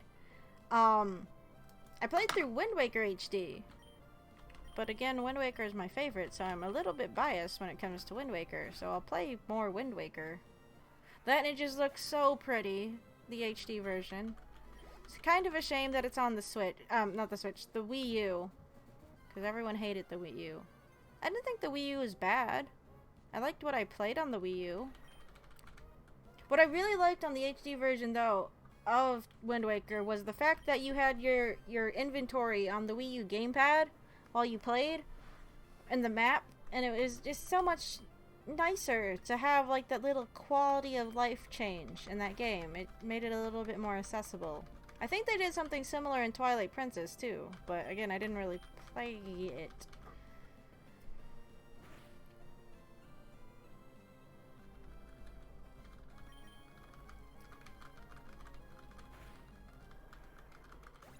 I don't know. I guess before I go back through and replay anything, I need to kind of catch up with the games I haven't played. You know, like the Ocarina of Times. I think I started Ocarina of Time on the 3DS remake, but I didn't get that far on it either. I love the Wii U, especially its compatibility with your TV and apps for Netflix, Crunchyroll, etc. I never used it for that, but I could see how that would be nice. The one thing that did kind of annoy me, though, is I got Breath of the Wild actually for the Wii U first, because I didn't have a Switch at that point when Breath of the Wild came out. I was waiting for Splatoon 2 to come out first. I don't want Skull Bash. I don't want to do a build-up turn. But it was so annoying, because I would play Breath of the Wild up in my bed. Again, I had a loft bed. So I turn on the game, just start it up, and I had a Pro Controller that I would use, like, because playing it with the Wii U gamepad was pointless. They didn't do anything, like, really special with the Wii U gamepad for Breath of the Wild, unfortunately, which I thought was a little bit sad, because, again, I really liked what they did in Wind Waker. It's like, oh, maybe they'll do something like that. No, they didn't. And I'm like, oh. Oh, okay, fine. Little sad that this is not being used for anything. So I just switched to using the Pro Controller. So I take the Pro Controller and sit up in bed and just play it, right? Well, then you'd come to the temples with the fucking motion controls. I'm like, oh. It doesn't work with the Pro Controller with the motion controls. So when I was up in my loft bed, I'd have to climb down, get the gamepad, bring it back up into the bed with me just to do the stupid motion control temple so I could get out of it. Wii U is really cool in terms of hardware. It runs on a dual-core power PC processor, and that's really rare in the consumer space. I don't fully know what that means, and I'm sorry. I guess the unfortunate thing with it, like so many people have said, is just the fact that they called it the Wii U, so people just kind of assumed it was just an upgraded Wii. And from what I've heard, developers just had difficulties developing for the touchpad. Like doing actual tandem things with it. I don't know. I don't look too much into it, really. So many of them just kind of go into the territory. It's like, it was just a bad system that got a bad... I don't know. Well, I don't know. I feel like people are like overly harsh on it, almost. Because, like, the games can still look really pretty on it. And the games I did play on it, which wasn't many, you know, they were fun to play. Granted, two of them... Well, okay, I didn't play Twilight Princess, but two of their main titles were just re-releases of old Zelda games, but they still functioned fine on them. The Wii U got a lot of unjust hate. Again, I'm still bummed that they didn't... Like, Nintendo could have utilized the setup of the Wii U so well, I think, for a Pokemon Snap 2. Because they could have used the gamepad as, like, the camera. You pull it up and it shows you something different than what's on the screen or something. I don't know. It would have been cool if they let you use the gamepad as a camera, like a digital camera. It just... I don't know. A part of me really wishes they had made a Pokemon Snap 2 for the Wii U.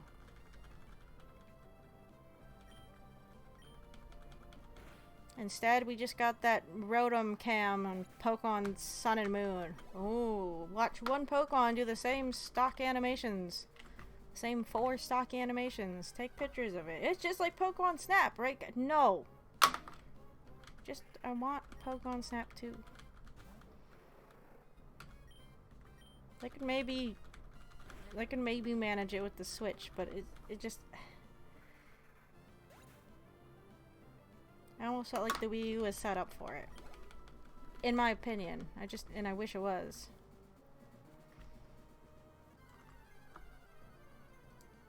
But I remember reading like an article with like the director or whatever for Pokemon Snap. It's like, we're not going to make a sequel unless it like innovates or revolutionizes like the thought of taking pictures. I'm like, okay, granted, this is a different team than the ones that make Super Mario games, but how many times are you gonna release Super Mario 3D World? Not 3D World, Super Mario Brothers Wii U version, or whatever. You guys know what I'm talking about.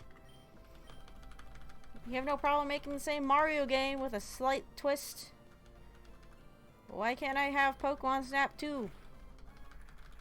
You have so many Pokemon. Pokemon Go doesn't count. I never use the photo fucking mode on fucking Pokemon Go. And it's not the same thing anyway. I love Pokemon Snap. Just want a game that's like Pokemon Snap. I don't want Pokemon Go. I don't want Rotom camera phone thing that doesn't do the same thing as fucking... Okay, granted in Pokemon Snap, sometimes there are Pokemon that would just do the same things over and over again until you took a picture of them. But, you know, you could turn around 360 in that game and find other things to look at. You didn't have to stare at the one thing. Unlike in fucking Sun and Moon, it's like, look at this Pikachu, look at this Growlithe. They're only going to do 4 things. They're not going to do anything else. Nothing else going to come back later. It might be something different. Probably not, though. I hope you like looking at this Pikachu. I don't. Stop showing me Pikachu.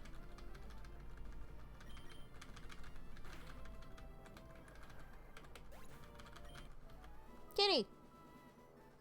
What are you doing?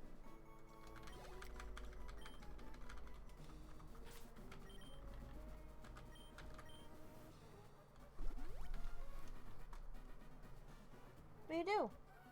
Boop. What? No, you still got food over there. Go eat it. Go eat your food.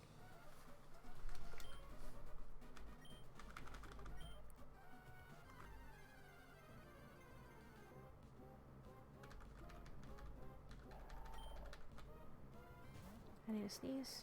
I need to sneeze again. Why'd I run away from that? I can actually fight Clay Doll with...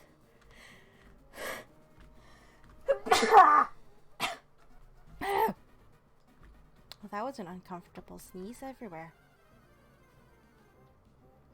I'm okay. Ow. Bitch.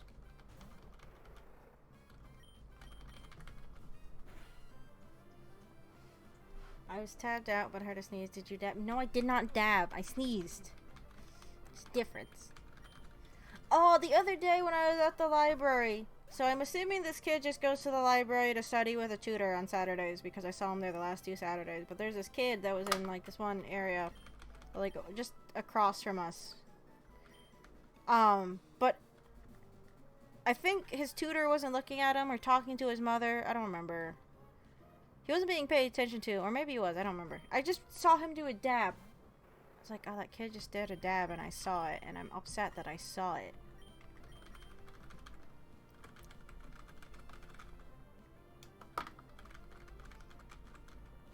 What's the dab even from?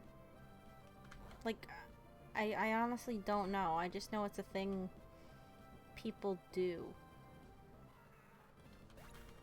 Like real talk. Can someone explain dabbing to me besides it being cringy? You have to describe it to me without, you know, saying anything within like the lines of it's a cringy thing millennials do, because I already know that. Like real talk. I guess I could just go on Know Your Meme and look it up, but I'm grinding, so someone explain it to me.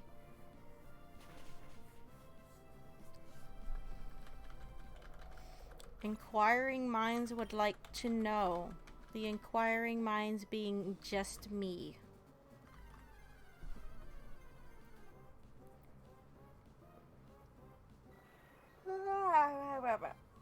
I'm glad to stretch though.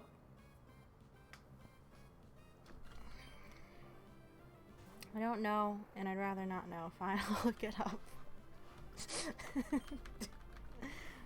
I'd have to open up a whole incognito tab to go search for that, because I don't want that in my search history.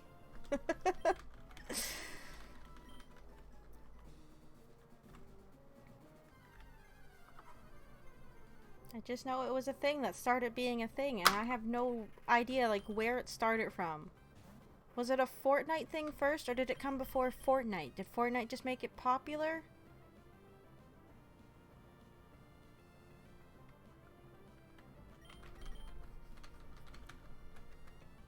It was popular before Fortnite? Okay. Kind of what I thought.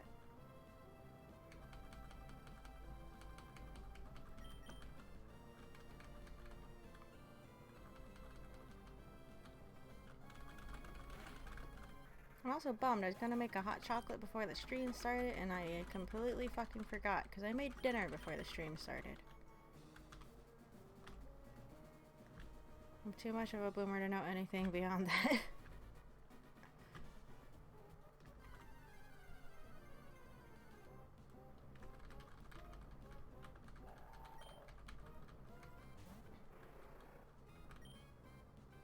Oh no, we only have one dive. This is scary.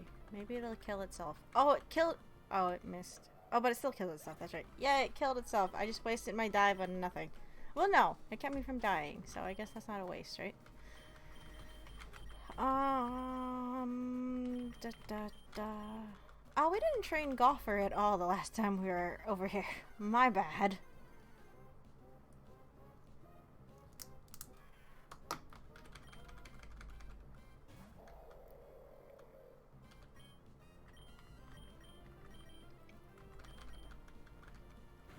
No, don't flinch.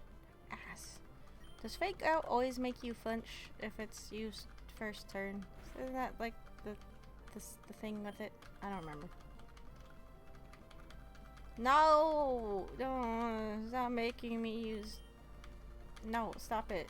Fuck you, Sableye. Die.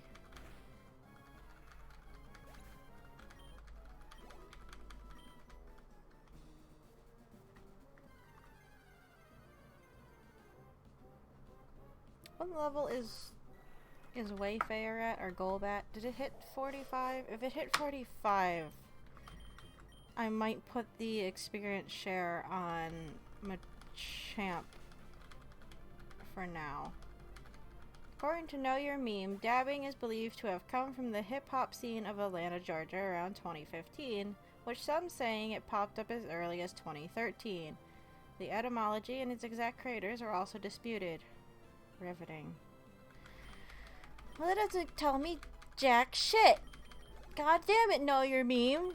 What the fuck do we keep you around for? Oh, it's at 45. Okay, that works. We'll put this on you. I'd like to level without the fucking experience share, but I can't use Machamp really in here, like, at all. You have 2 ghost types and a psychic ground type that has self-destruct, plus Golbat. So it's pretty useless in this fucking tower.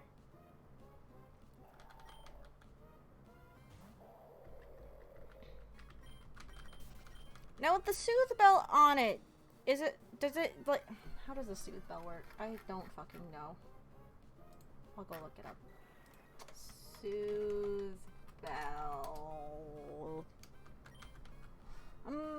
Da-da-da.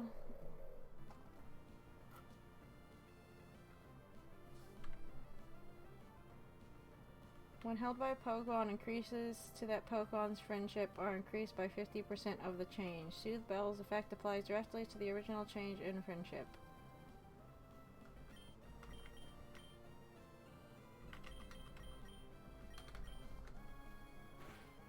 How is friendship affected again? Is it by step counts and other things? Generation 3. Different species of Pokemon are given individualized base friendship values. The Luxury Ball and Soothe Bell boosts were also introduced in Ruby, Sapphire, and Emerald, and blah blah blah. Not going all the way to Verdant Turf to check that because I don't want to. Okay, in the table below, fainting in battle will not alter a Pokemon's friendship if it fainted from poison at the end of a turn. Okay, well, let's see. Walking 255 steps, 50% chance whole party for just a +1 on... okay. Friendship raising berries, vivid scent, level up. I don't know where its base friendship is. Actually, maybe I should fucking go check. God damn it. I mean, it'll get there when it gets there. I just want to know when there is.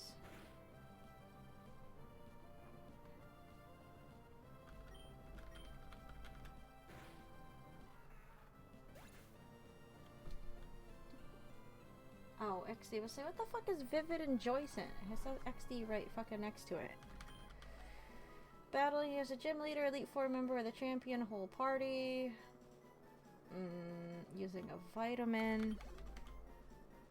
We'll level up. And friendship raising berries. What berries are those? I don't think we have any of those. Do we? Berries. Grappa, Hondu, Kelpsie, Pomeg, Qualot, and Tomato. Nope, seeing none of those, so doesn't matter. We'll figure it out later.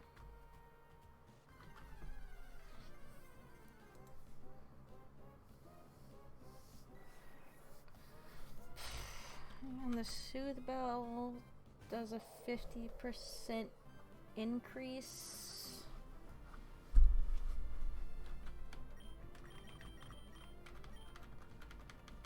Well, I guess it kind of helps if I go fucking talk to the kid that tells me where it's at. We'll do that when we have to go and heal next, I suppose. Oh, that's so far away. No, it's not, actually. No, it's not. Because... No, it is. Because if we go to Pacifilog and just keep going west, you have to go through that annoying route on the west side of Pacifilog that I don't like doing. Damn it.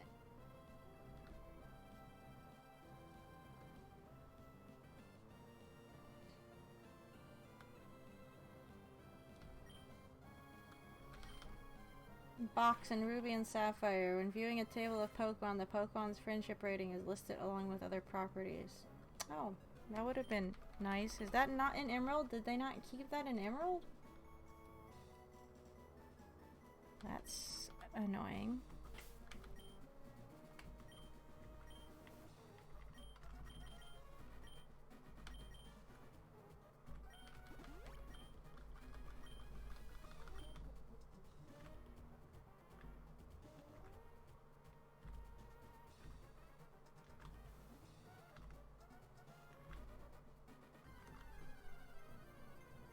This is a little hard for me to say. Your Pokemon simply detests you. Doesn't that make you uncomfortable?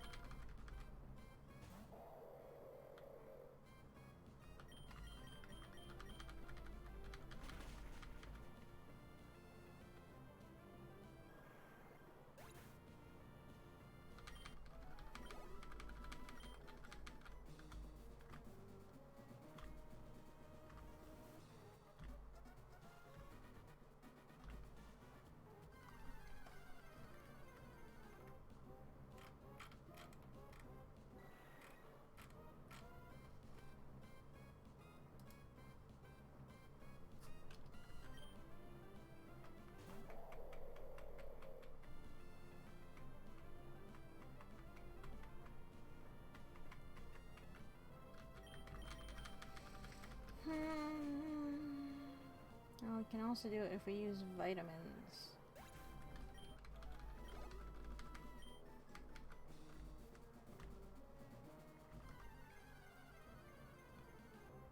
There was something else I wanted to bring up tonight, and I forget what it was. Oh, nope, I remember actually. So I started watching Star versus the Forces of Evil. Because my sister was over last night, and she was doing a Disney trivia thing with her work this evening, so she was working on questions for that last night when she was over. So we had Disney Plus on, just because. Theme, I guess.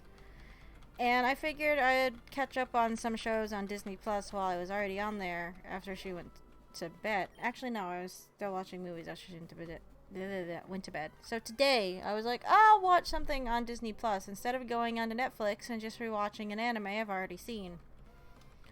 So I put on Star and versus the Forces of Evil because I started it the other day. And it was probably in the earlier episodes. I noticed it. I think I was watching the Blood Moon episode, if you're familiar with the show. I'm not gonna get into spoilers really, but what I'm going on about is I don't know if it's just like the high def version that's on Disney Plus or my TV or whatever. Like, I don't know if it would have been as noticeable if you were watching it, say, on like Disney XD or Disney Channel or wherever they aired it. I don't remember. Didn't watch it on there. But sometimes you will see, if you're paying attention, again, it might depend on TV or something. But I noticed sometimes you would see, so the animation in the show is actually quite nice for, you know, a children's cartoon show on Disney Channel. I don't watch a lot of them, so I'm just going to say that. I'm just going to leave it at that. But you can tell that, let's say you have the head shape, just the shape that contains the head. Then I'm assuming this is how they do it. I don't know. Did not work on the show. Didn't go really look into it. Don't know what program they're using. But I'm assuming that when they do, their characters are probably broken into pieces. Just makes it easier to move things around, so you're not constantly moving everything or having to redraw the image every frame. A lot of shows do this. My Little Pony did this. That's why everything looks the same. They just do a lot of shape tweens, which is fine. Tweening is fine. It's just, I don't like doing it. That's just me. Anyway, so Star in the Forces of Evil, there are certain shots actually, where if you look really carefully, so let's say they're talking, right? And you have just the shape for the head. No hair. It just has like the eyes maybe layered on top of it, and then also like a hair layer. Let's assume that that's the case, right? Well, sometimes when they're talking, they have a shape for the mouth that changes phonemes. Okay, typical standard stuff. Well, so the face itself isn't static, right? They animate like the face moving, because when you're talking, your face moves. Fine, fair enough, because, you know, jaw's moving, muscles are moving, blah, blah, blah, blah, blah. How heads work. Well, sometimes in particular episodes, like I said, I noticed this in the Blood Moon episode. It's probably in the earlier episodes, but I wasn't looking at it hard enough or didn't see it as often to notice. I did notice it like the episode after too. But sometimes you will see where they've used like a polygonal lasso tool to select part of the face. Like they would, let's say you have the shape, right? And you cut off the bottom of the shape to alter that, only that bit of the shape, right? You can see the lines where they cut it on the head shape. Like really clearly on the Disney Plus version. And it was so distracting. Like I wasn't sure what I was seeing at first. I thought maybe it was something wrong with my TV, but it's not. Because I kept rewinding and like, oh my god, that is so bad looking. And there's like even one part where like it was layered in a way that the mouth that moves for just the speech was clipping behind like the cut. Like they had layered it differently. I don't know. You could tell where they had cut it.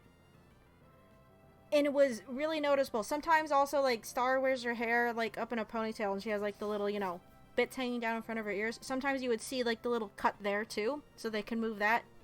Sometimes on her bangs you would see the cut, again, for just little minor movements. And it's like, I know why these are there, but it's also annoying that I see these.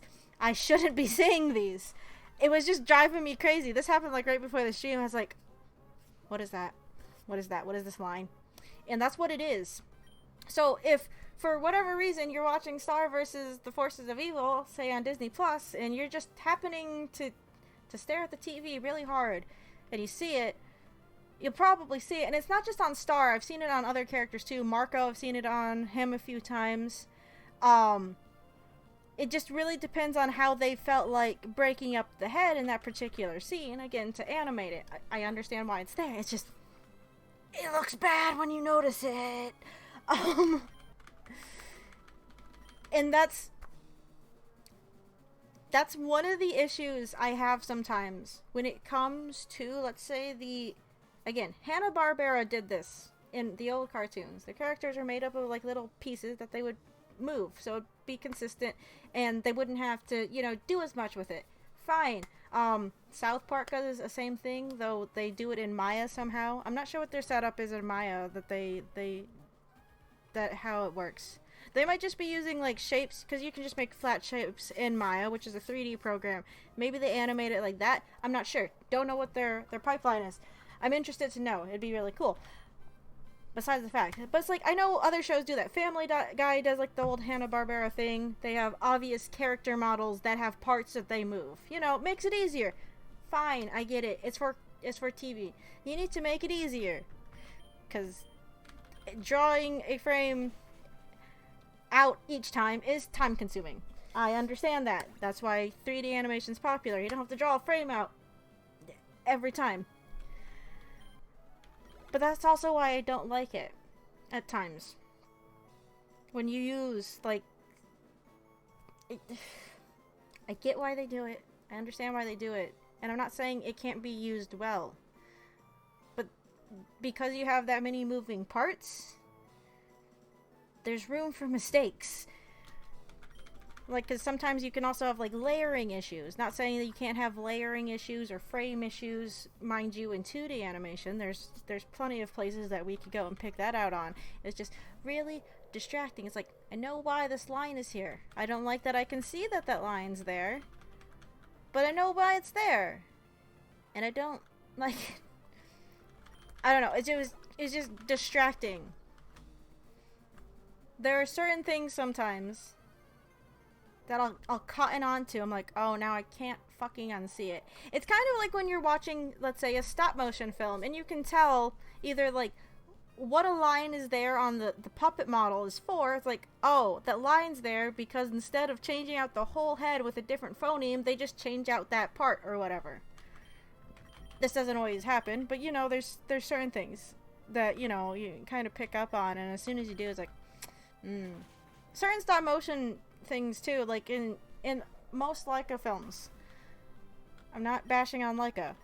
Their stop motion skills are amazing, but, you know, you can tell that it's stop motion because it does have that slight jitteriness to it, which isn't bad. It's charming, actually, in its own way. Which is why certain scenes in Box Trolls blow my mind, because it's just, so smooth, so nice. And you have to remember, that's not done on a computer. It's like, ooh, tasty. Tasty, tasty, tasty. I'm not saying Star versus the Forces of Evil is any worse because you can see where they've cut the faces to animate them. I'm just saying you can. And it bothers me a little bit. I like Star, not a bad show, but I've heard nothing good of the ending. Also, Ponyhead is the worst character in the history of characters and ruining everything she touches. Yeah, I didn't appreciate the first episode with Ponyhead. I'm still only in season 1. And I've seen... That's actually one reason why I started watching Star, is I saw some, you know, video analyses on the ending. I'm like, oh no. It's a shame, though, that there just seems to be a lot of shows nowadays, like, where they have a good start, and then, for one reason or another, they trip at the finish line, and the ending's not great. You know, kind of like Voltron. I know people were really mad about Voltron. I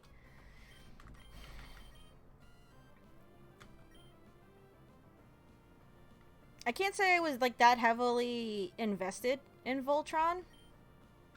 So, like, I don't think the ending affected me as much as it might have affected other people. I understand why people got mad at it, though.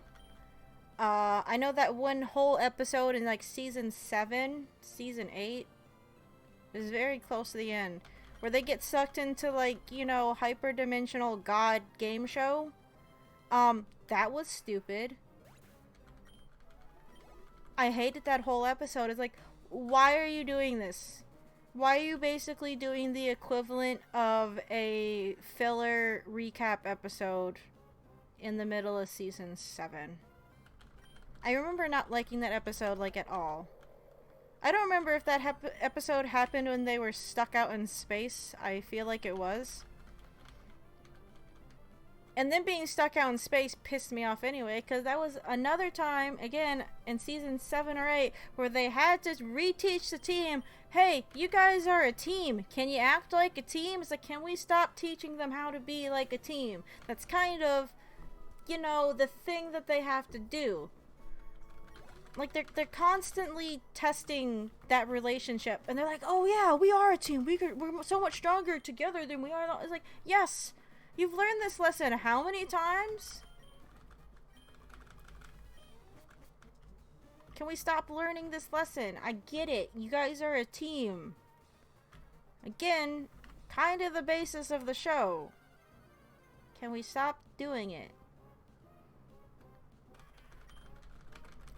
Anyway, sidetracked. But it just seems like you have these shows that people really get into. I don't know if it's just like the pressure of being popular, or the studios pressuring the production crew to do certain things, or the pressure of the fandom expectations, that it just, you have these shows, they start out with like a really good start.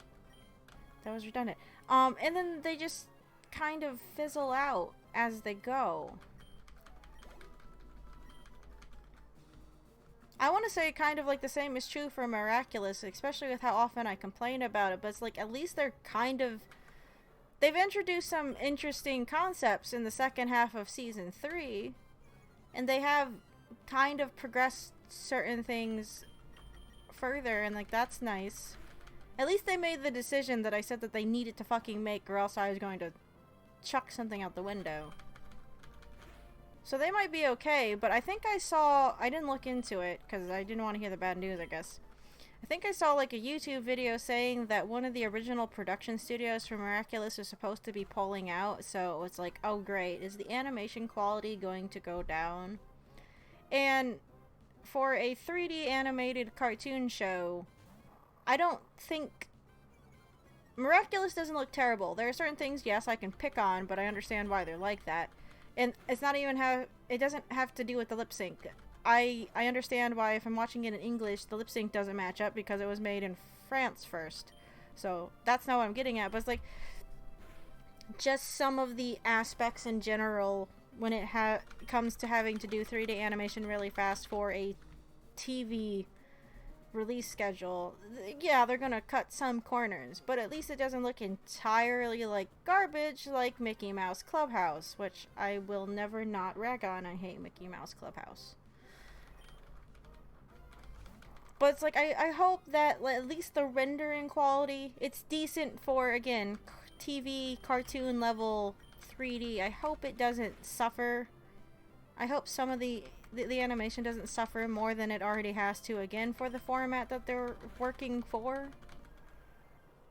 But we'll see.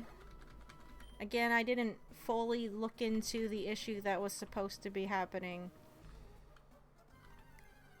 But I also don't want, like I said, I don't think I want to know, because like if I find out that the animation quality isn't going to be like up to a certain level, then I'm just going to be expecting it. It's kind of like what happened, well, I haven't seen One Punch Man Season 2 yet, but it's like how everyone is like, oh no, they don't have X Studio, it's not going to be very good. And I've seen like a few episodes maybe for Season 2, like on Toonami occasionally. And it's like, yeah, the animation, some of the animation, it wasn't as good as what I've seen in Season 1.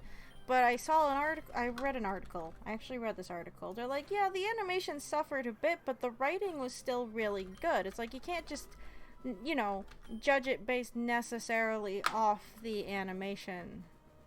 But when it is, you know, a show that kind of rests on that, it's hard not to take that into consideration.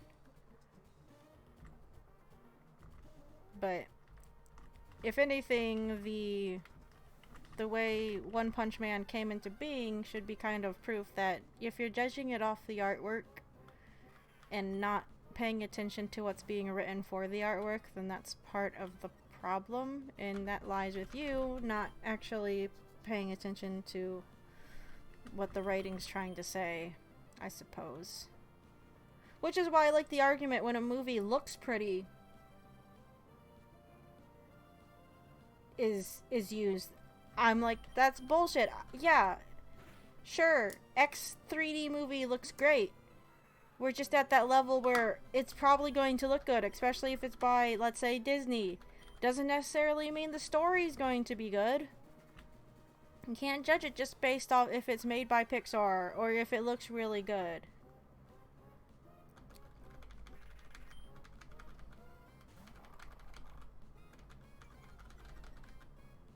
It's a non-argument, really.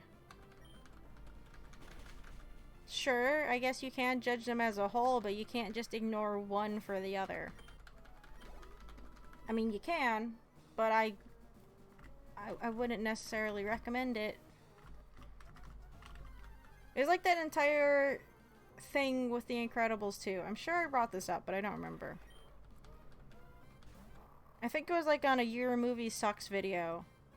I hadn't seen Incredibles 2 at this point, but I remember thinking, it's like, why are we doing an Incredibles 2 sequel now? Yes, I have brought this up because I complained, because people are like, we need an Incredibles 2. We need a sequel to Incredibles. It's like, there technically was a sequel. It was a video game, but no one plays tie-in video games, so it doesn't matter. So I guess it doesn't exist in that sense. That, and I don't know if, like, technically anyone who worked on The Incredibles did the story or anything for the video game, so that also probably knocks it out of canon. It's not canon now anyway, because Incredibles 2 exists, and they showed what happened to the Underminer, so who cares? But it's like, I remember in the review, he said, oh, it's just a cash grab, and I agreed with it. Granted, I hadn't seen the movie yet, but of course it's an obvious cash grab. If they had a story they wanted to tell, this would have been announced way sooner, would have been in production probably sooner, would have maybe came out sooner. Like, I can't really say there's anything that they did in Incredibles 2 that they couldn't have done graphically, really, in Incredibles 1. It's not like they were waiting for, I want to say, I don't know, but it's like, I don't think they were waiting for any kind of graphical advancements to make Incredibles 2. That and pretty much anything Disney puts out is a cash grab. They know that tickets will sell for it because of their brand. That's why they keep doing remakes. But people got so mad at me because I said that it was, yeah, I agreed that it was a cash grab. And they're like, how can you say that? People worked really hard on it. It looks really nice. It's like, yes, they did work hard on it. It does really look nice. That doesn't mean it's not a cash grab. And it's not like I don't want to give those people credit for their hard work. But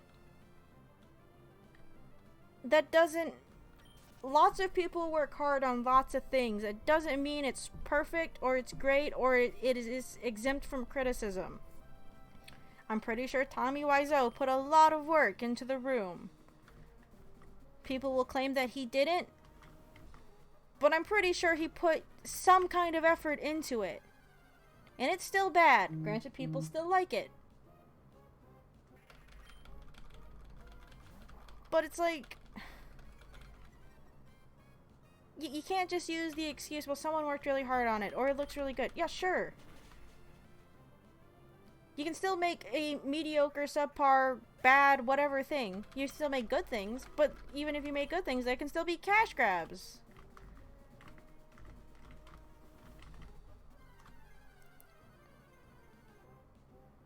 My problem with the second season of One Punch Man is that it went from a spectacle to a generic manga adaptation. I completely understand how that happened, but it kind of ruined what I've been looking for. I wanted more of Saitama's eternal struggle for a worthy foe, but I admit that the premise would become stale and the new characters in development are welcome. Yeah, that's pretty much what the article I read said. It's like they did like the switch from perspective. Because like I don't think One Punch Man is necessarily supposed to be like Gurren Lagann where you can just keep going. There's like some limitations they still have to operate within. Again, though, I haven't seen season 2. I am a little sad like the animation won't be probably as good, because that was the one thing that did blow me away on One Punch Man is I really like the animation. But, you know, I'm still interested to see what they do. At least Mob Psycho, both seasons of that has some very tasty animation. The animation on Mob Psycho, I love it. I remember I tried to get my cousin to watch it, and we were watching episode 1, and there's things that they do in it, and I'm just like in awe. It just looks so nice, and it's just done so well. I can't put my feelings towards the animation into words. It's just done so well, and I appreciate everything they do in it, and it's great. And the story is just good. Uh-oh. No. Okay. So at least that's consistent. I guess that has nothing to do really with with One Punch Man, but you know. Still waiting for an animated adaptation of The Room. I'll get right on that. I'm kidding. Just make it a series. Give us a sec.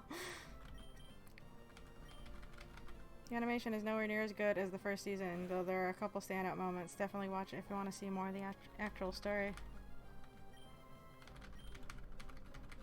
Come on, stop hitting yourself, you dumbass! Stop. Come on, snap out of it. There you go.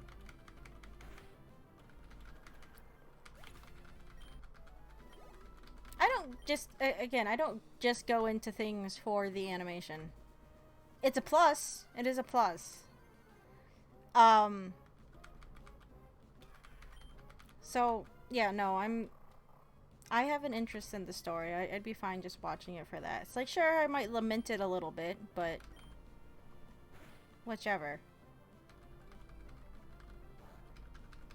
See, it's like on the flip side, let's looking at like certain anime movies for series. I don't care about any of the Naruto movies. Yes, they have better animation. They have a bigger budget. They're a movie. They better have a bigger fucking budget.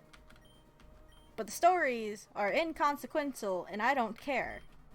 So I'm probably not going to watch it, even if I know there's going to be some really nice animation, probably in the movie.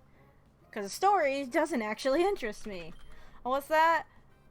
Naruto's in a thing, bad stuff happens, and he wins because of a stupid new Rasengan that we never see ever again because it's a movie that doesn't fucking matter. Okay. Thank you. I'm not going to watch it. For a while there, I only had like 2 of the first series Naruto movies. I don't have like the ones for Shippuden because I don't care. I really don't. I only have the full set of the first Naruto series and the movies for it. I didn't get anything for the second series because I was just mad at it and I said no. But for a while there, I only had 2 of the 3 first Naruto movies because one of them didn't have Kakashi in it, so I did not care. I'm like, nope. I think I only watched the 2 of them because Kakashi was in it, and I just wanted to see what's going on with him. Everything else, fuck it. Stupid shit. One of them has a goddamn circus in it. That was the 3rd one. The Sacred Stone of Jelly was the 2nd one that did not have Kakashi in it, as far as I know. He wasn't on the front cover, and he's not mentioned during the story, so I'm just assuming... Okay, I actually went to run from that because I don't like fighting Clay Doll. That could have been really bad. That could have been really bad. I got really scared. Oh, be still my heart. Hold on a minute. Hold on. Whew. Okay. Oh, that's scary. I suddenly had a stupid fun idea. I should change the confusion battle text to be some variation of stop hitting yourself. Do it.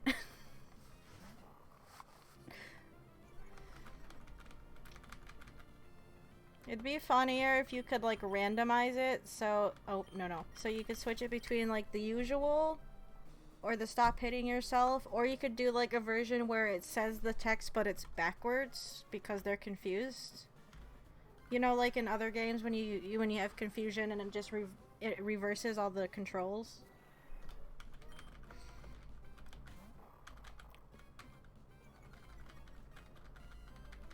That was scary though. That was legitimately scary. Oh, my sister bought me the coolest thing last night. Actually, I kind of forced her to buy it for me because I didn't feel like buying it myself. um, I kind of want to go get a glass of water. I don't know if you guys would be able to see it. I got the coolest thing. It's an ice cube tray, right? I'm actually bummed a little bit about it, but it's the coolest thing. It's an ice cube tray that makes ice cubes that look like diamonds. And my sister's like, you're only allowed to use it if you put green food coloring in the water to make them look like chaos emeralds. But it only makes 6 ice cubes at a time. It's like, god damn it. Even if I, like, change the color of every one, I wouldn't be able to make a full fucking set of chaos emeralds out of ice cubes. I'd only have 6 of them. But the ice cubes are ready. I could have at least the kind of silver versions of chaos emerald in my water, cause I could.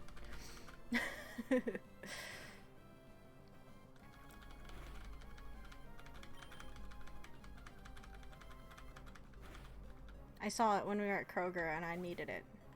There were only 6 emeralds in the first Sonic game. So oh shit! Dudes! Neat. Okay, I have Chaos Emerald water. The ones I made last night are just one color. I don't have any food coloring in the house, but I needed them because I wanted to have little diamond ice cubes in my water when I drank it. Because it's cool. I think it's really cool anyway. But I'm also easily amused, so...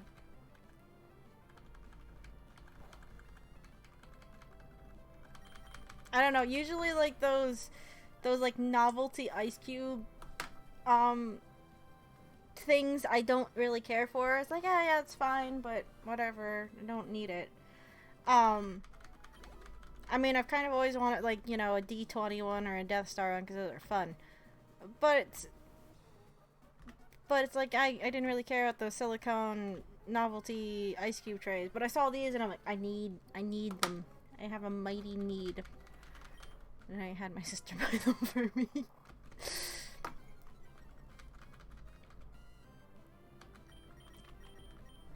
Maybe we should have also actually picked up food coloring while we were there. I could have made Chaos Emerald ice cubes. Of course, then they would have melted and then I would have had, like, it would have been really watered down. Green food coloring by the time they melted, probably, but still, I don't know. Can you use silicone ice cube trays as jello molds? Could I make Chaos Emerald jello? Can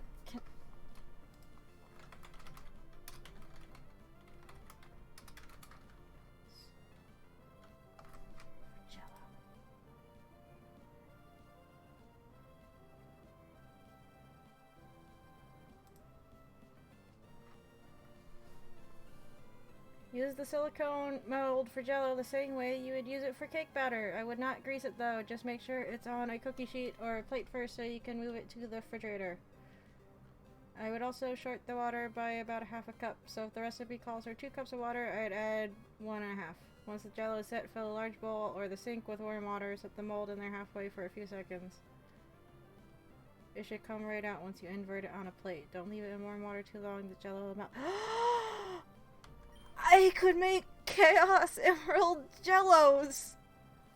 I have never wanted to make Jello so much before in my life until right this goddamn second. I don't have any Jello in the house. I could have Chaos Emerald Jellos.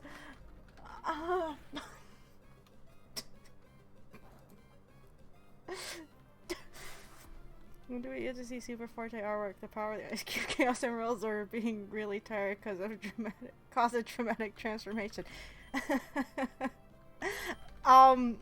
Maybe after I make me some Chaos Emerald fucking Jellos.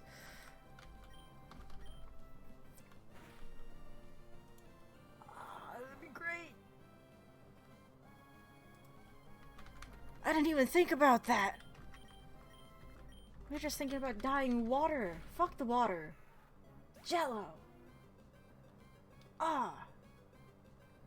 Spectacular.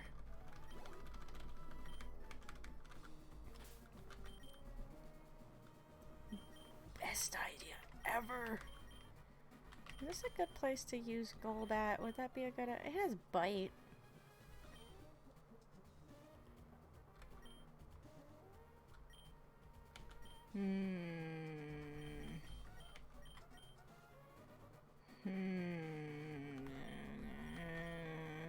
Let's just keep an eye on it.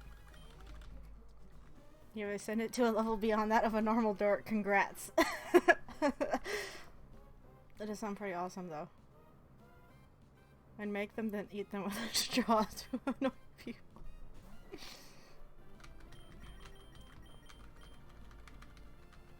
Really, I think this is one of the best ideas I've had in a while, okay?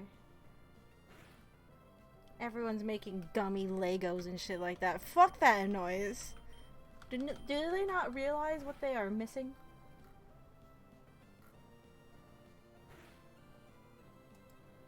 Chaos Emerald fucking Jellos! All this talk about Jello is making me want some now. I have orange Jello cups in the fridge.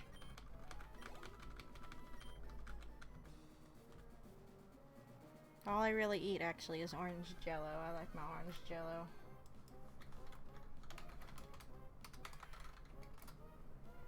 If you're never eating Jello with a straw, I implore you to. I discovered as a kid that it makes this really cool sound. I don't know if I have any straws in the house, or I would.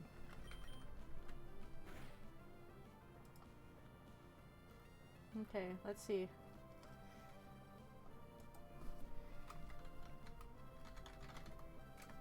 What flavors of Jello would I have to get to make a full set of Chaos Emeralds? Well, green. Oh, that's right, there's two blues. I don't think they have a silver Jello.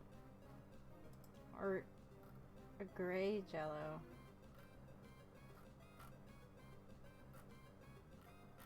I guess we'll just have to make a bunch of green Jellos. Do I even like the color, the flavor of green Jello?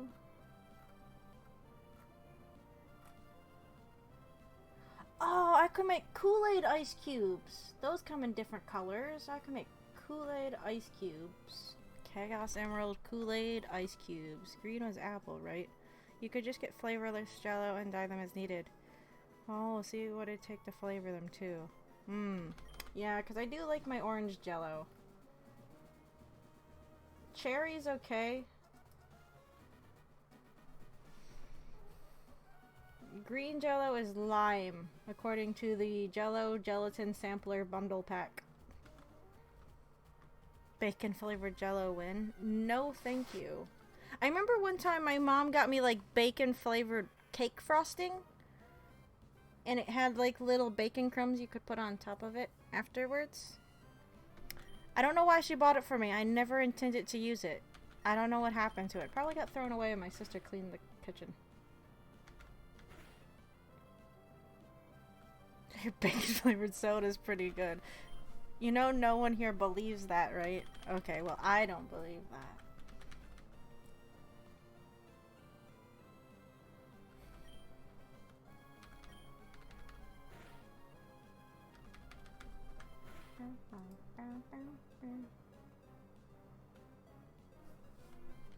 Oh, there's a 22 flavored box of Jello.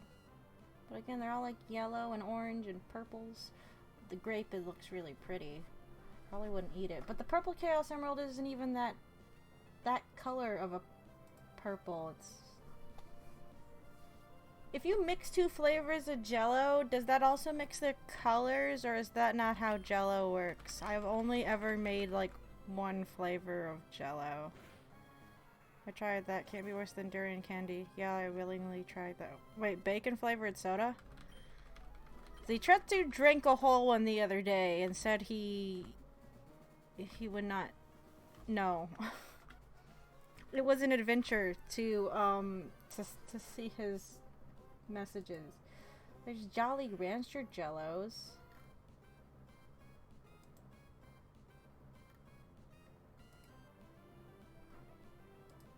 I guess I'm just going to make green Chaos Emerald Jello things. I could probably make the blue ones. Are there blue Jellos? I'm pretty sure there's blue Jellos. I really died. There's a blue Jello. What's the blue Jello? Jolly Rancher has a blue Jello.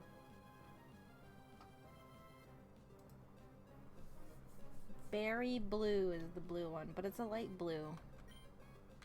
There is a light blue Chaos Emerald, but there's also a dark blue Chaos Emerald.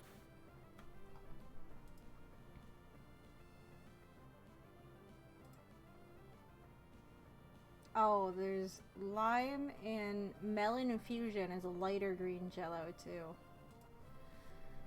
I've never had baking soda, but I'd try it. I have willingly eating durian candy, which is the highest bar for gross food items. The soda can't be worse than that. What's the difference between just eating like durian and then durian candy?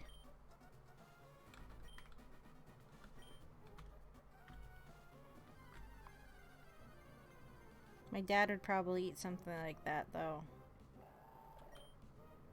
He's kind of one of those he try anything once kind of people, I suppose.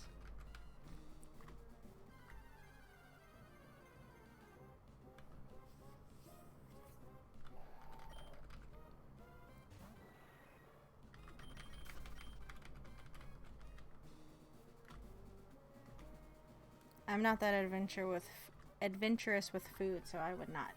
You're actually going to go through the trouble of making that Jello with all the different colors. You need a post to pick on Twitter or something. I probably will. Let's see.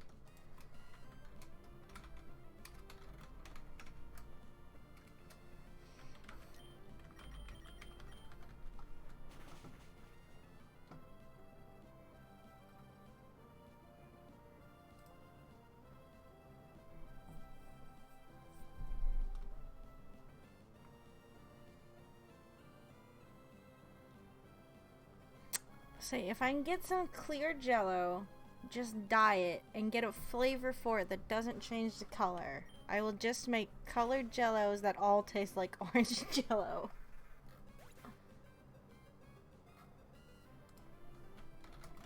Orange flavoring.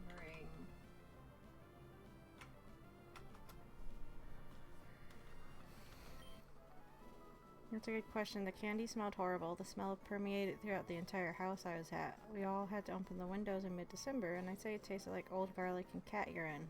Ew. There was a fruity smoothness to it, though. That kind of helped.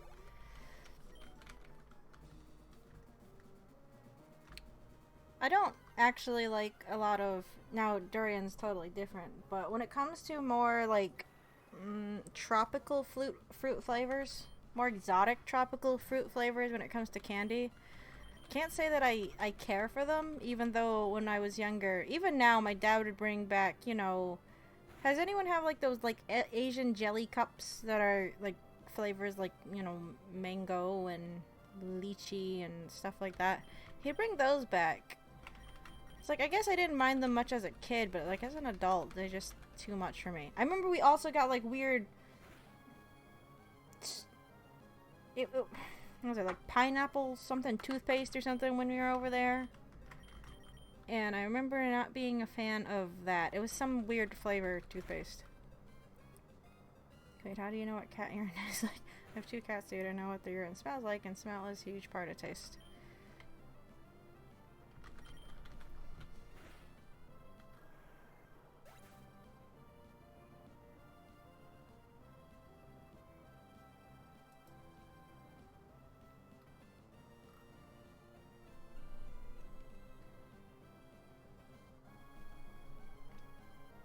So if you have, like, orange flavoring, does it turn the things orange?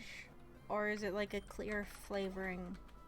So if I had clear Jello and I added coloring to it and orange flavoring, would it taste like orange but be colored differently? That's just gonna throw people off. They're gonna bite into like a green fucking Jello and taste orange and be like, the fuck is this shit? Of course, the only people that are probably going to be eating these Chaos Emerald Jellos will probably be me and my sister. She might actually come over and help me if I tell her what I'm doing. I don't think she's in chat right now. We don't have class tomorrow.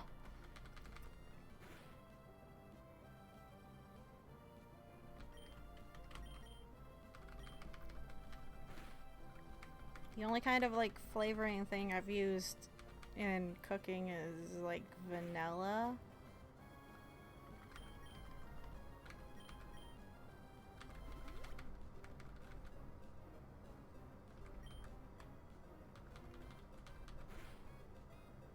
Yeah.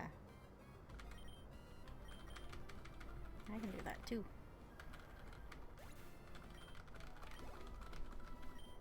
I'll say, wow, why is Golbat taking so long to level up? It's because, again, Machamp, I cannot really use him in here. I mean, I could, but it would be a bad idea.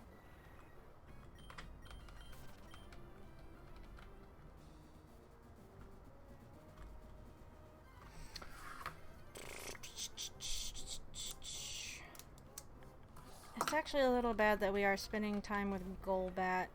Or Crobat. Nope, I was right the first time with Golbat. I really do think we should take the time to get Fipple up to 50, and I know it's a minimum, but it's lasted this long.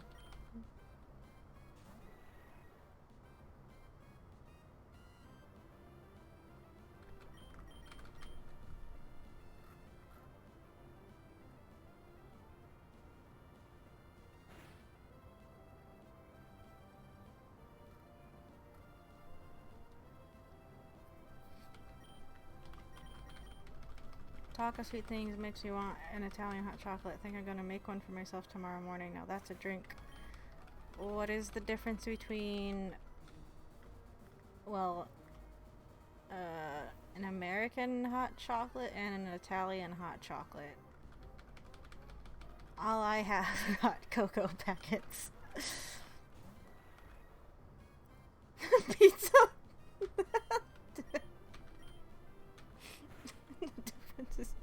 Pizza. Ah! I don't like fighting these wild Golbats. They're making me nervous. I should have confused it. I'm born Italian, I would know. Oh, fuck. Come on. Nope, hit it.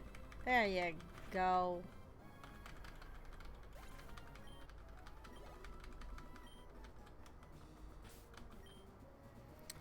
Let's see, nope, 3 of them are close. I guess Hope Dream is kind of close too.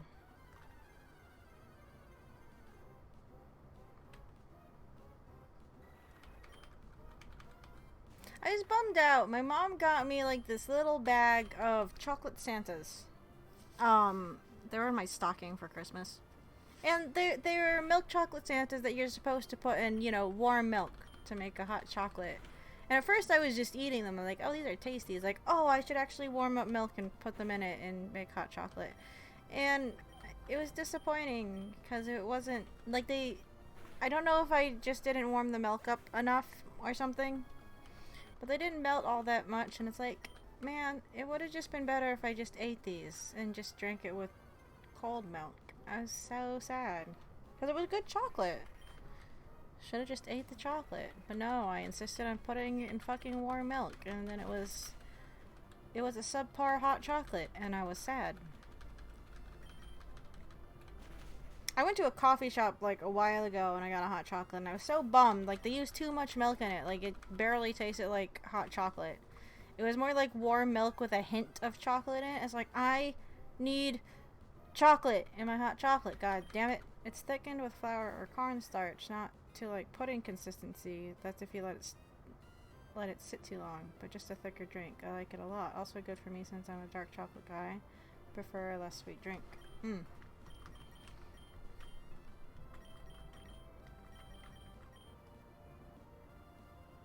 I have to be in the mood for dark chocolate. I don't usually mind it, but I prefer my milk chocolate over dark. And I do not like white chocolate because I think it's gross. My mom likes white chocolate. I don't like white chocolate.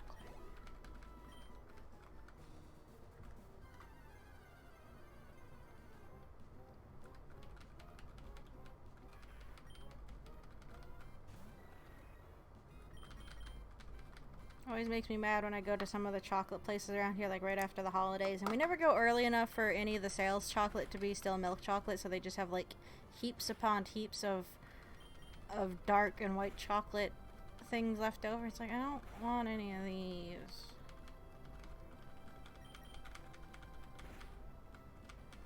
I remember I didn't care much for dark chocolate when I was younger, but I've developed more of a taste for it now. God damn it, you're so close to leveling up. Why you do this?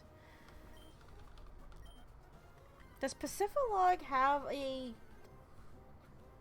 Pokemart? We only ever went to the Pokemon Center when we were there. I don't think they do they?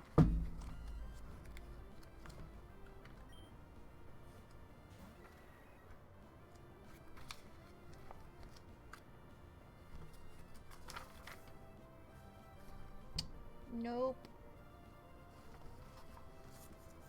Oh, that's a little annoying.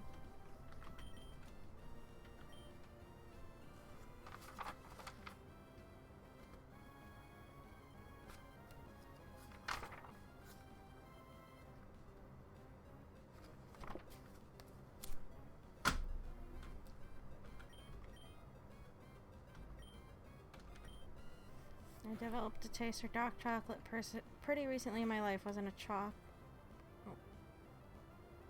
into chocolate at all before that. Just a 90% cacao bar a couple of years ago, and it was just heavily bought.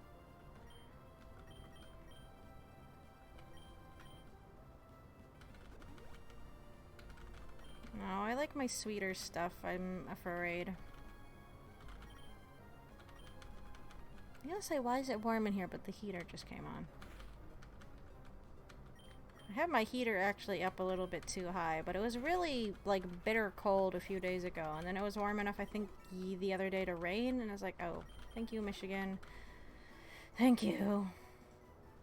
I also found I like Belgian chocolate more than Swiss, less sugar and more cocoa. I like European chocolate more than American, just because it seems creamier in general. I was kind of hooked on, like, English dairy milk bars there for a bit. And even though, like, American ones are slightly different, they still tasted a bit better. But then I had to stop eating dairy milk bars. So I don't eat them anymore. I still eat Maltesers, though. For similar reasons, I probably should have stopped eating those, but I'm not going to. Okay. We're gonna go on a kind of annoying sidebar here. The chocolate doesn't use cocoa butter anymore, the big brands at least. Yeah, that is the thing with most American chocolate, is it's just way too sugary in comparison. I still eat it, but it's like when compared to like other kinds of chocolate, it's really noticeable. I used to catch colds all the time as a kid, but I became totally fit after I started swimming. Yeah, it probably helped a little bit, doing exercise. Gilbert.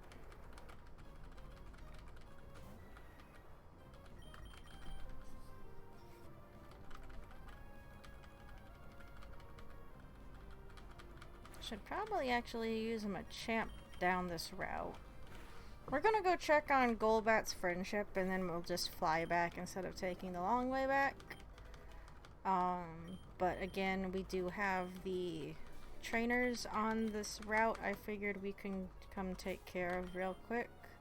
We're not gonna get all of them in one go, just because of the nature of this route, and I hate this area anyway.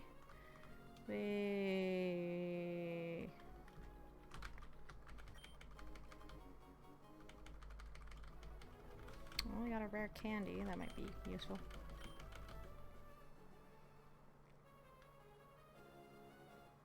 Okay, missed that item. Alright, guess we're taking upper path. That's fine. All of our food in the US has too much sugar, really. We don't really notice it growing up, but it's there. Welcome, I've been expecting it. Yeah.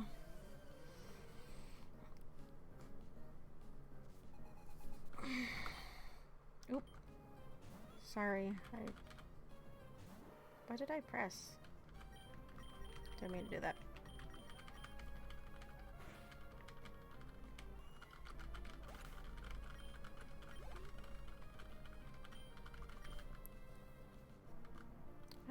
lips are really dry right now.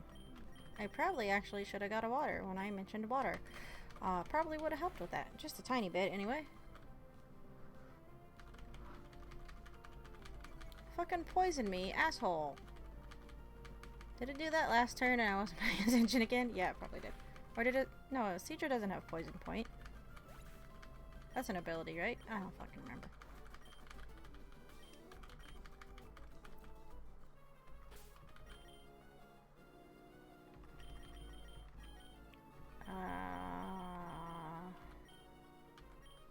I don't think we have any just regular antidotes. That'll be fine for now, though.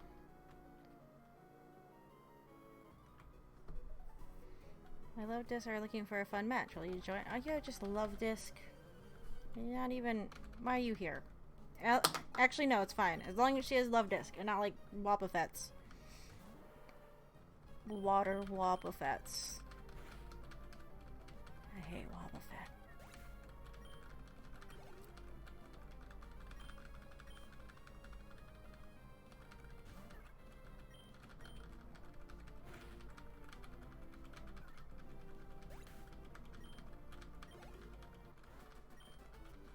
Oopsie. Yeah, oopsie indeed.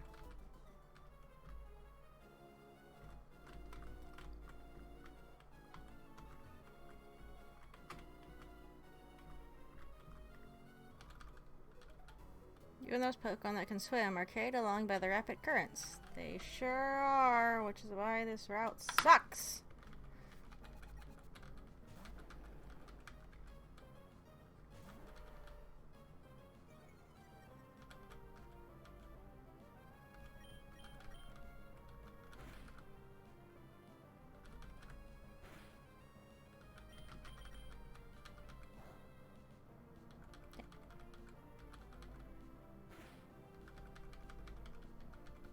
Oh, cool. It confused itself. It's dead anyway. It's fine. But yeah, we're going to go check Golbat's friendship, take care of some of the trainers here, and then we'll just take Zatu out or whatever and fly back to Pacific. Because if not, we'd have to go super long, annoying way around. I don't know why I didn't go up further and just do that instead of going on and off everything. Whatever. Okay.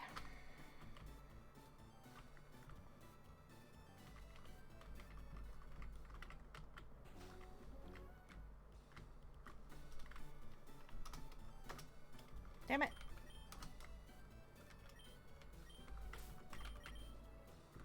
Oh no, we gotta do this on the mock bike. Ew.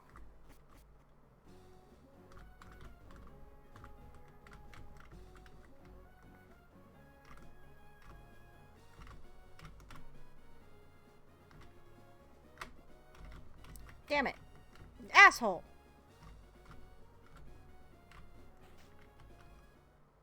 Get me off. Get me off of it. Right, it doesn't take me off it automatically. It's fine, actually.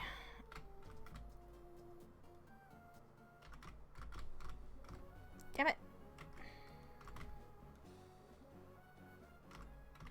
No! Maybe, actually.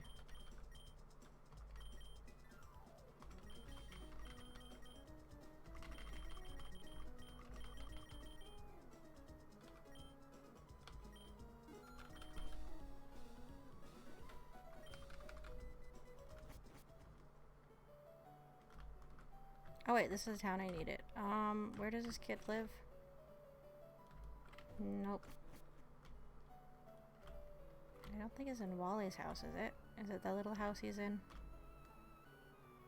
I don't remember what house this kid lives in. Probably not you. Oh.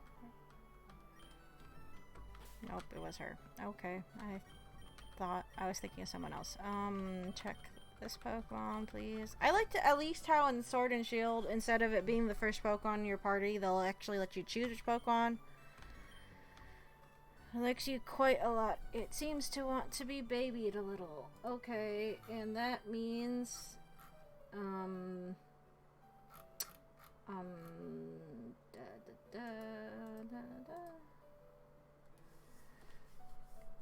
the 150 to 199 range. Oh, still need like at the least 50 some points. 55.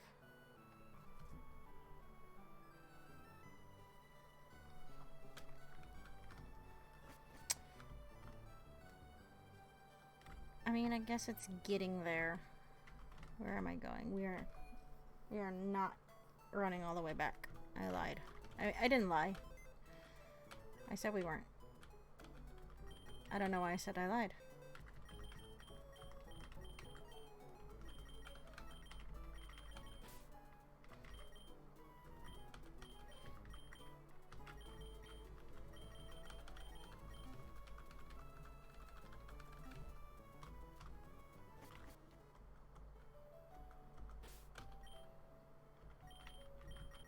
Nope.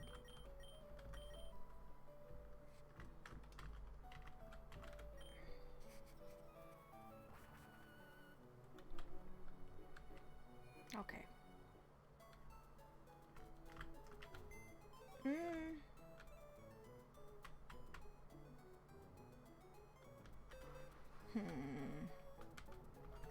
Actually, would it be better just to do those trainers on that route real quick?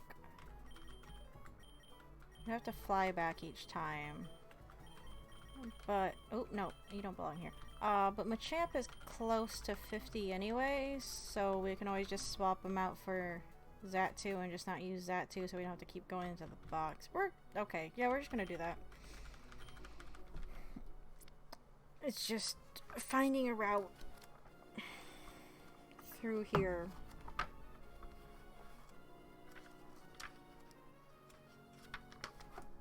I don't know why I'm using this. This is the wrong route I'm looking at. So I definitely don't know why I'm using this. Okay.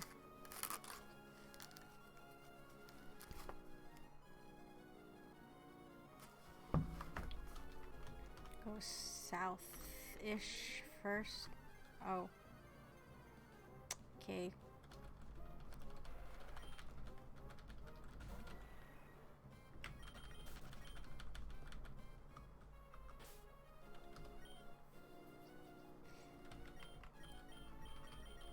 Oh, we should heal first. I lied about going. A few of our Pokemon are, like I said, are close to 50, but I can still use them in Sky Pillar. Machamp, not as much.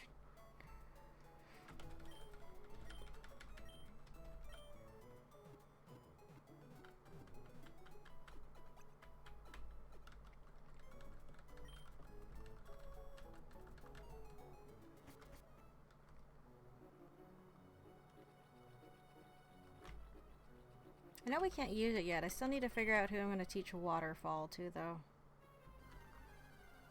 I could teach it to Walrein if I wanted to maybe get rid of Hail. I don't know if I should keep Hail on it or not.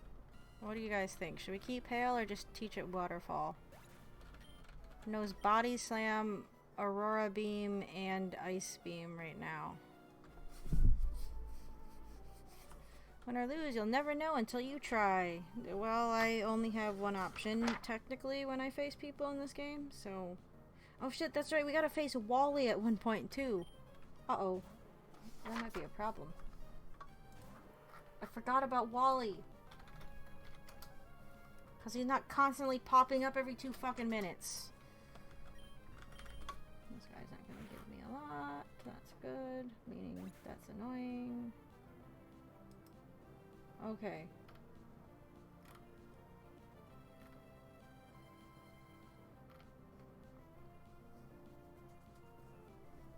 These Pokemon are only between levels 41 and 45 for the first match. If you have to get rid of one, then I suppose Hail is your only option.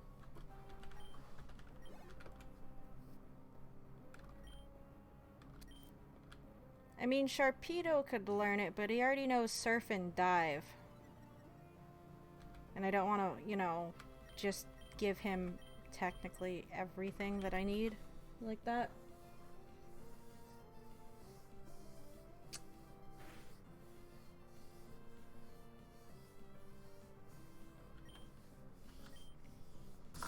Sorry, I forgot about Wally.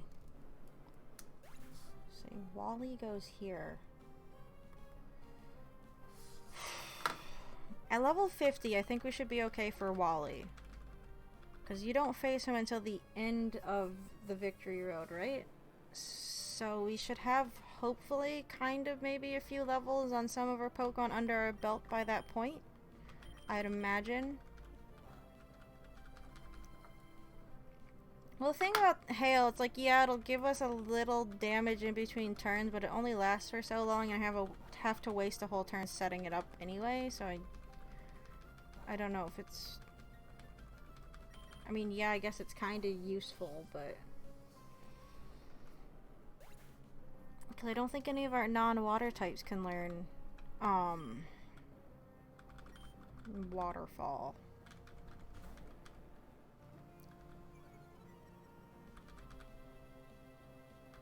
Wait, do we need Dive? Oh, we can't technically... Actually, wait, no. Have we set it up to where we can forget Dive? Using that, though, just makes me feel bad.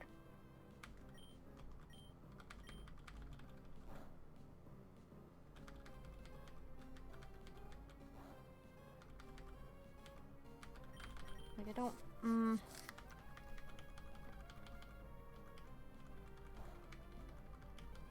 God damn it, die!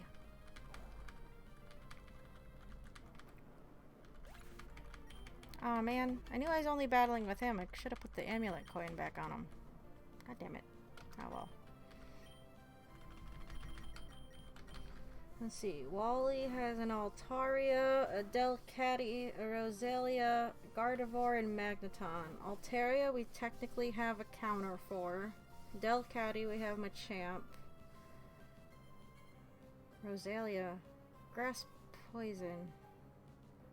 Well, if we have Crobat, we can use Crobat against it. Magneton... I'm not sure what to do about Magneton.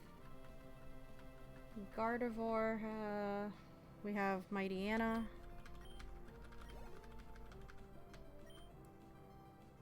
Damn it, how many Gyarados does this guy have? Oh, he has actually a full team. Look at him. Move Deleter is in Lilyco, but I did add the ability to forget HMs without him. Wait, did Move... Why did I... Move Deleter lets you delete HMs too, right. I hardly ever use it. So I forget. The later games also just get rid of fucking... the need for HMs, or whatever. You don't have to use them on Pokemon, so... Yeah, let's go Pikachu and Eevee. They just give you Pikachu and Eevee. Sword and Shield, well, Sword and Shield. Not gonna use him, but we're gonna heal Machamp. I don't like how low he's getting. But he is leveled up, 250, so good, good. We're gonna give him actually the Shell Bell. I think he'll get some use out of it.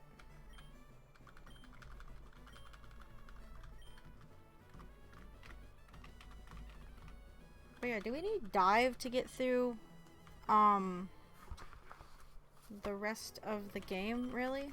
Now where could my wife have gone? I'm always with her. Why the fuck are you out here with your wife? This seems like a bad idea.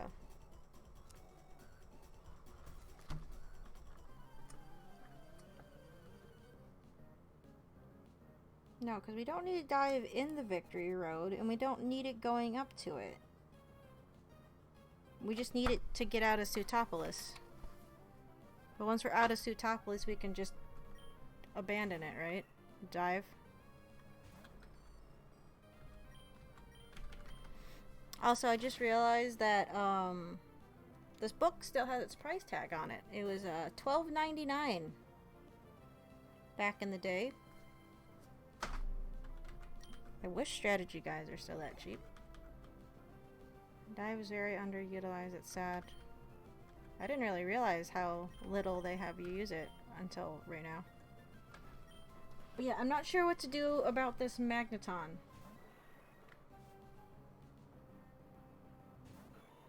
Oh, wait. No, it's steel type. We can just Machamp it. I lied.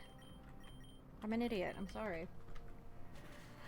So Machamp can take care of 2 of his Pokemon. If we have Crobat, we can take care of Rosalia. Gardevoir, we have a counter for. And Altaria, we have a counter for. So we should be fine for Wally. I think. Oh shit, I had to run around you. I like training here by myself. It's awful that all these people came.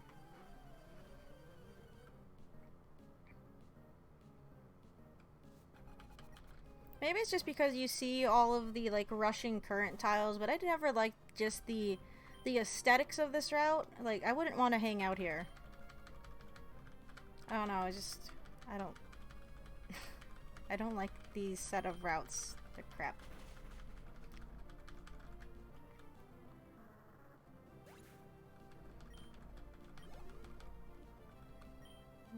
Camerupt.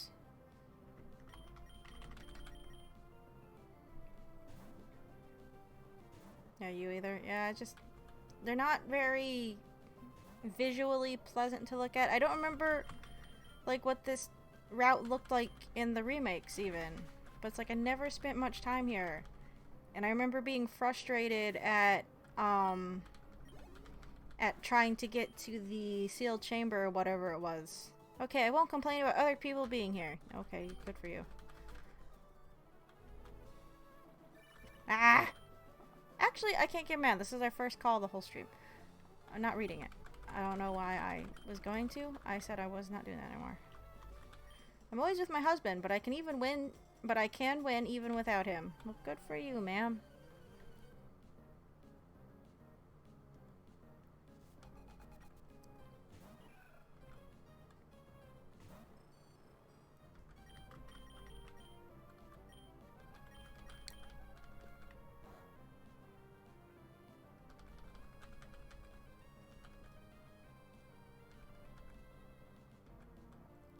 Asshole.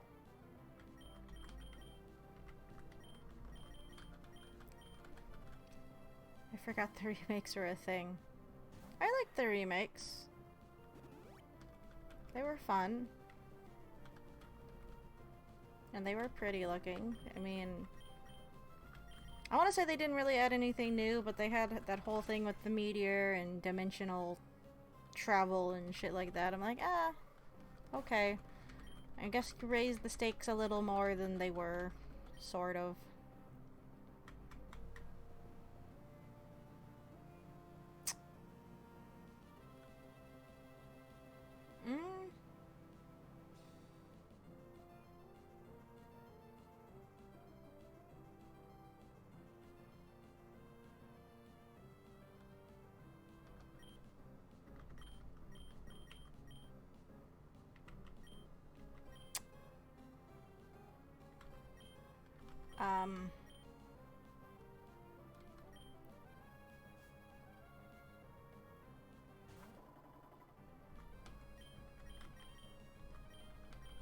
We should be.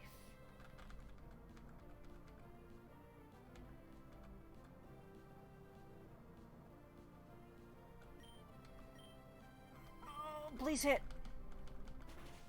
Please die. Okay, we're fine. Okay, that was a little scary. Teeny tiny bit scary. Oh, I guess I wasn't good enough. You were scary, old lady, it's fine. The young man over there looks just like my husband when he was young. He's making me blush. Gross. Oh no! Someone's been watching me intently. Was it you? No. Our Magneton's still asleep. Ass. Kecleon. Okay, well, I'm not worried about Kecleon. I might be a little worried about the Kecleon, though, if it just keeps lowering my defense. That might be a problem.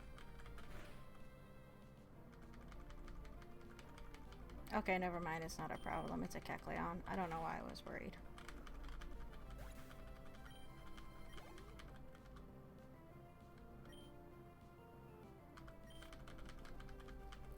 I forgot the Loudred, or the Whismur line, was actually a thing in this game. Which I don't know how. We trained for a while, I think, on Wismer, didn't we? Neat. Okay, so 2 out of our 6 are up to level 50. Wow, that's pretty strong, alright. Sure. I can't shake this feeling that someone's watching me. I can't concentrate. That old lady is oogling at you, okay? It's weird, but that's what's going on. Have fun! I'm gonna leave now. Okay, you're the closest to 50. We'll work on you next. No! I didn't want to go up here. God, I hate this route. I hate this route. It's the worst. I want to win like everyone else, but I won't race Pokemon like everyone else. Okay. That's fine. It's jarring to look at. It is. It is. Even when you look at like the blown up map of all the routes like strung together in the book, it's just... It's so unpleasant to look at. And again, just traversing it is a pain in the ass.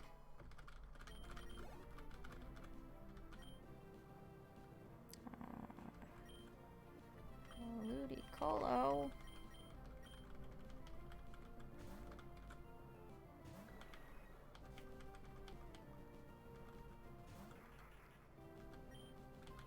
I'd just say that was maybe one design I wasn't like super keen on in Detective Pikachu. Like it was offsetting, was the Ludicolo.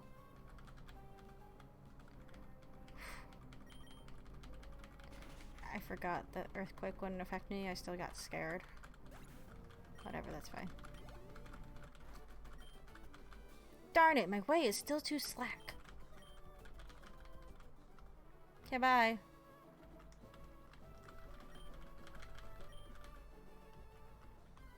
Poop.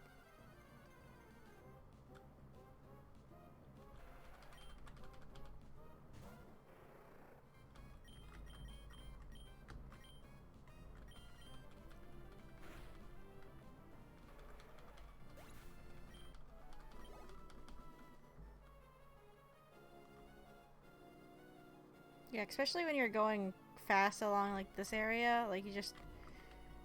Oh, I was like, oh no.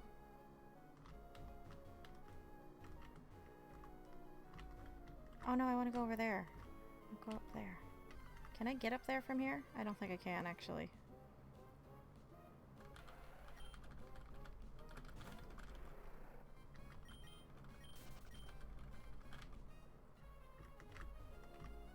Oh no, I can. Okay. So I have to double battle them.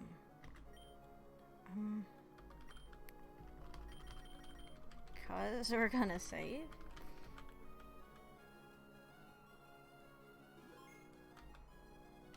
Okay. Savage Tide in this area serves to make us stronger than ever.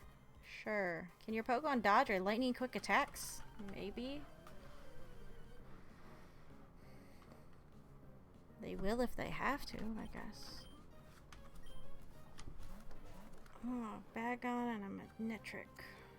I am not equipped for this. At all. Okay.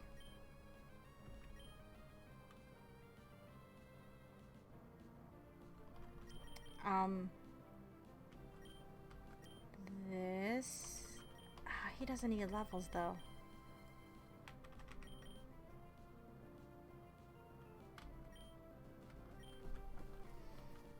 Okay, actually I'm a bit scared of this battle, even though we have the level advantage. I am a little worried. Tiny bit. Well, at least we got Intimidate. That works.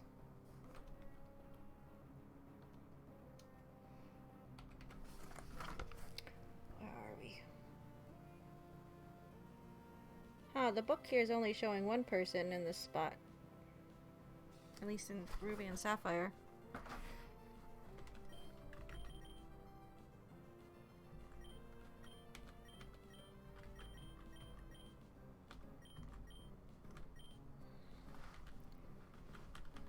And we're both paralyzed. Oh, that's good. Uh-huh.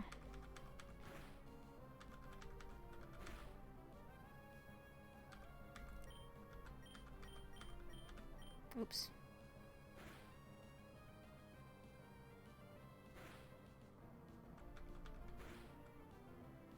Die!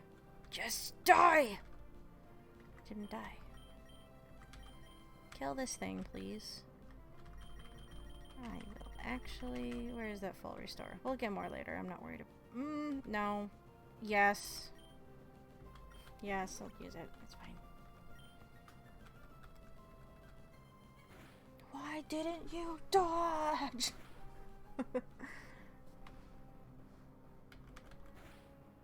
I know, like, the actual episodes are still up, but it does just make me a little sad that it's ending.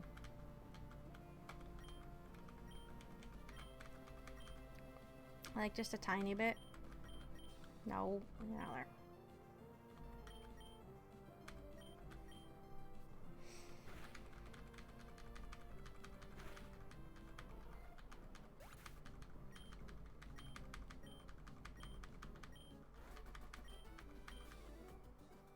I willingly concede defeat. I never knew such a technique existed. You defeated us thoroughly. Yeah, okay. Bye.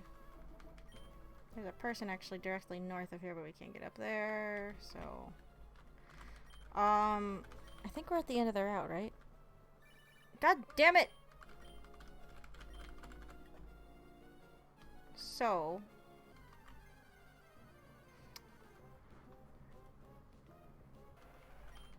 back in Slateport. We're gonna fly back to Pacific, but I'm going to save it there. And call it for the night. Then we're gonna do like what we did last week and take a short break and come back for another commission stream. I'm gonna heal, actually. No, I need to go in there anyway because I need to go get Zatu to fly me back. But yeah, we're gonna do a commission stream tonight. I want to say we made some progress, but we only got 2 Pokemon up to 50. The others are getting there though, so I'm not entirely mad. And we're at least at a point where I don't think we were using an experience share. Why did I go in there? So you can go here. Of course you might need to. I don't know. For reasons, we're gonna just bring Minum along. Again, I don't know if we really need it, but it's also lasted this long. I have to give it a little bit of credit. Just a tiny bit. Again, we wouldn't technically be here if it wasn't for Fipple beating Watson. So it's technically useful in the next gym anyway. Technically. Oh. Okay. I know I saved, but I want to double check. Let's see, where is everyone at? Of course, now we got Fipple in there.